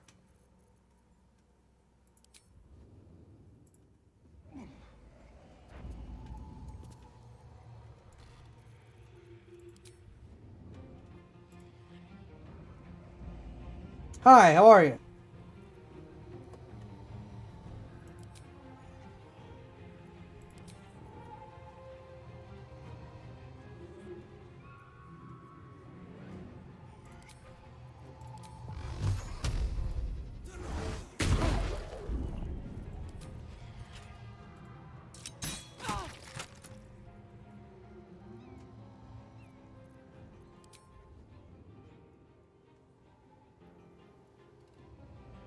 I will once again retreat to my perch.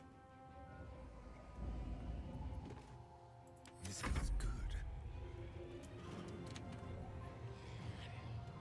Moving.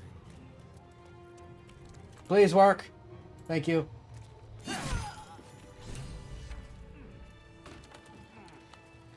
No, don't follow me up here.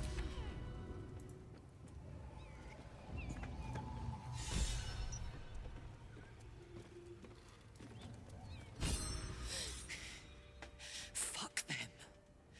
Fuck Zariel. I won't go back. I'm never going back. And if any of Mummy's little friends want to pick up where the others left off, they'll find nothing but a pile of ash.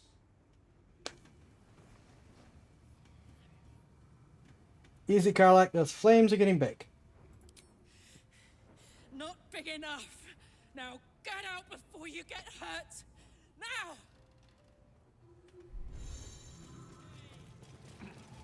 What a chance. Right. All of us are leaving now. Never a dull moment. Please leave. Really?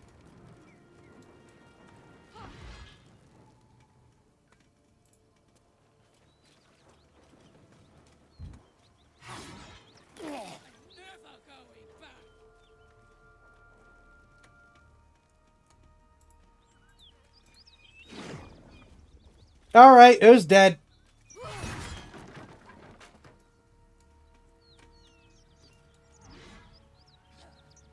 Well, all right, okay. So they're at least hiding over there. Fine.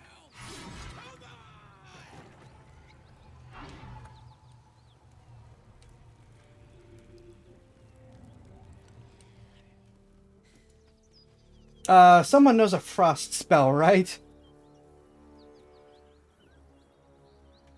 Ah. Just thought of something. Whew. Had to let off a little steam after facing off with those ignots. Granted, the fire's lasting a little longer than it should. How do I look?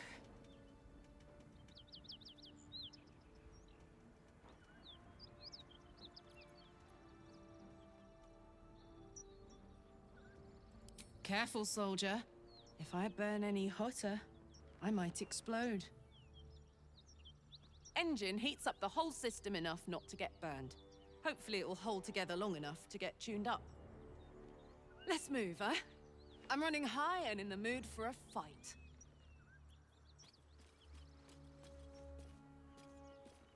No, the rambles ended up taking up most of our Baldur's Gate 3 time this time.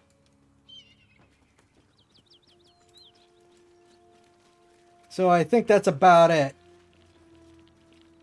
I will worry about sorting and looting this place off screen. I don't think there's anything to worry about catching. Then we'll go probably deal with the gnolls or something next time.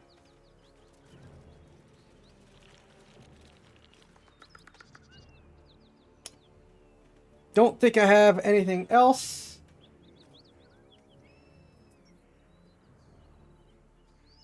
Yeah, don't think I have anything else. Again, I will be linking the Visa, MasterCard type stuff. You forgot the rule. Pillage, then burn. Yeah. Yeah. Like I said, I will loot some more of the game and MasterCard Visa stuff. My own little plug again, Zyfax.wallet. Thank you all for your time. Hope you all have a good one. Be safe and have a great weekend. I will catch you next time.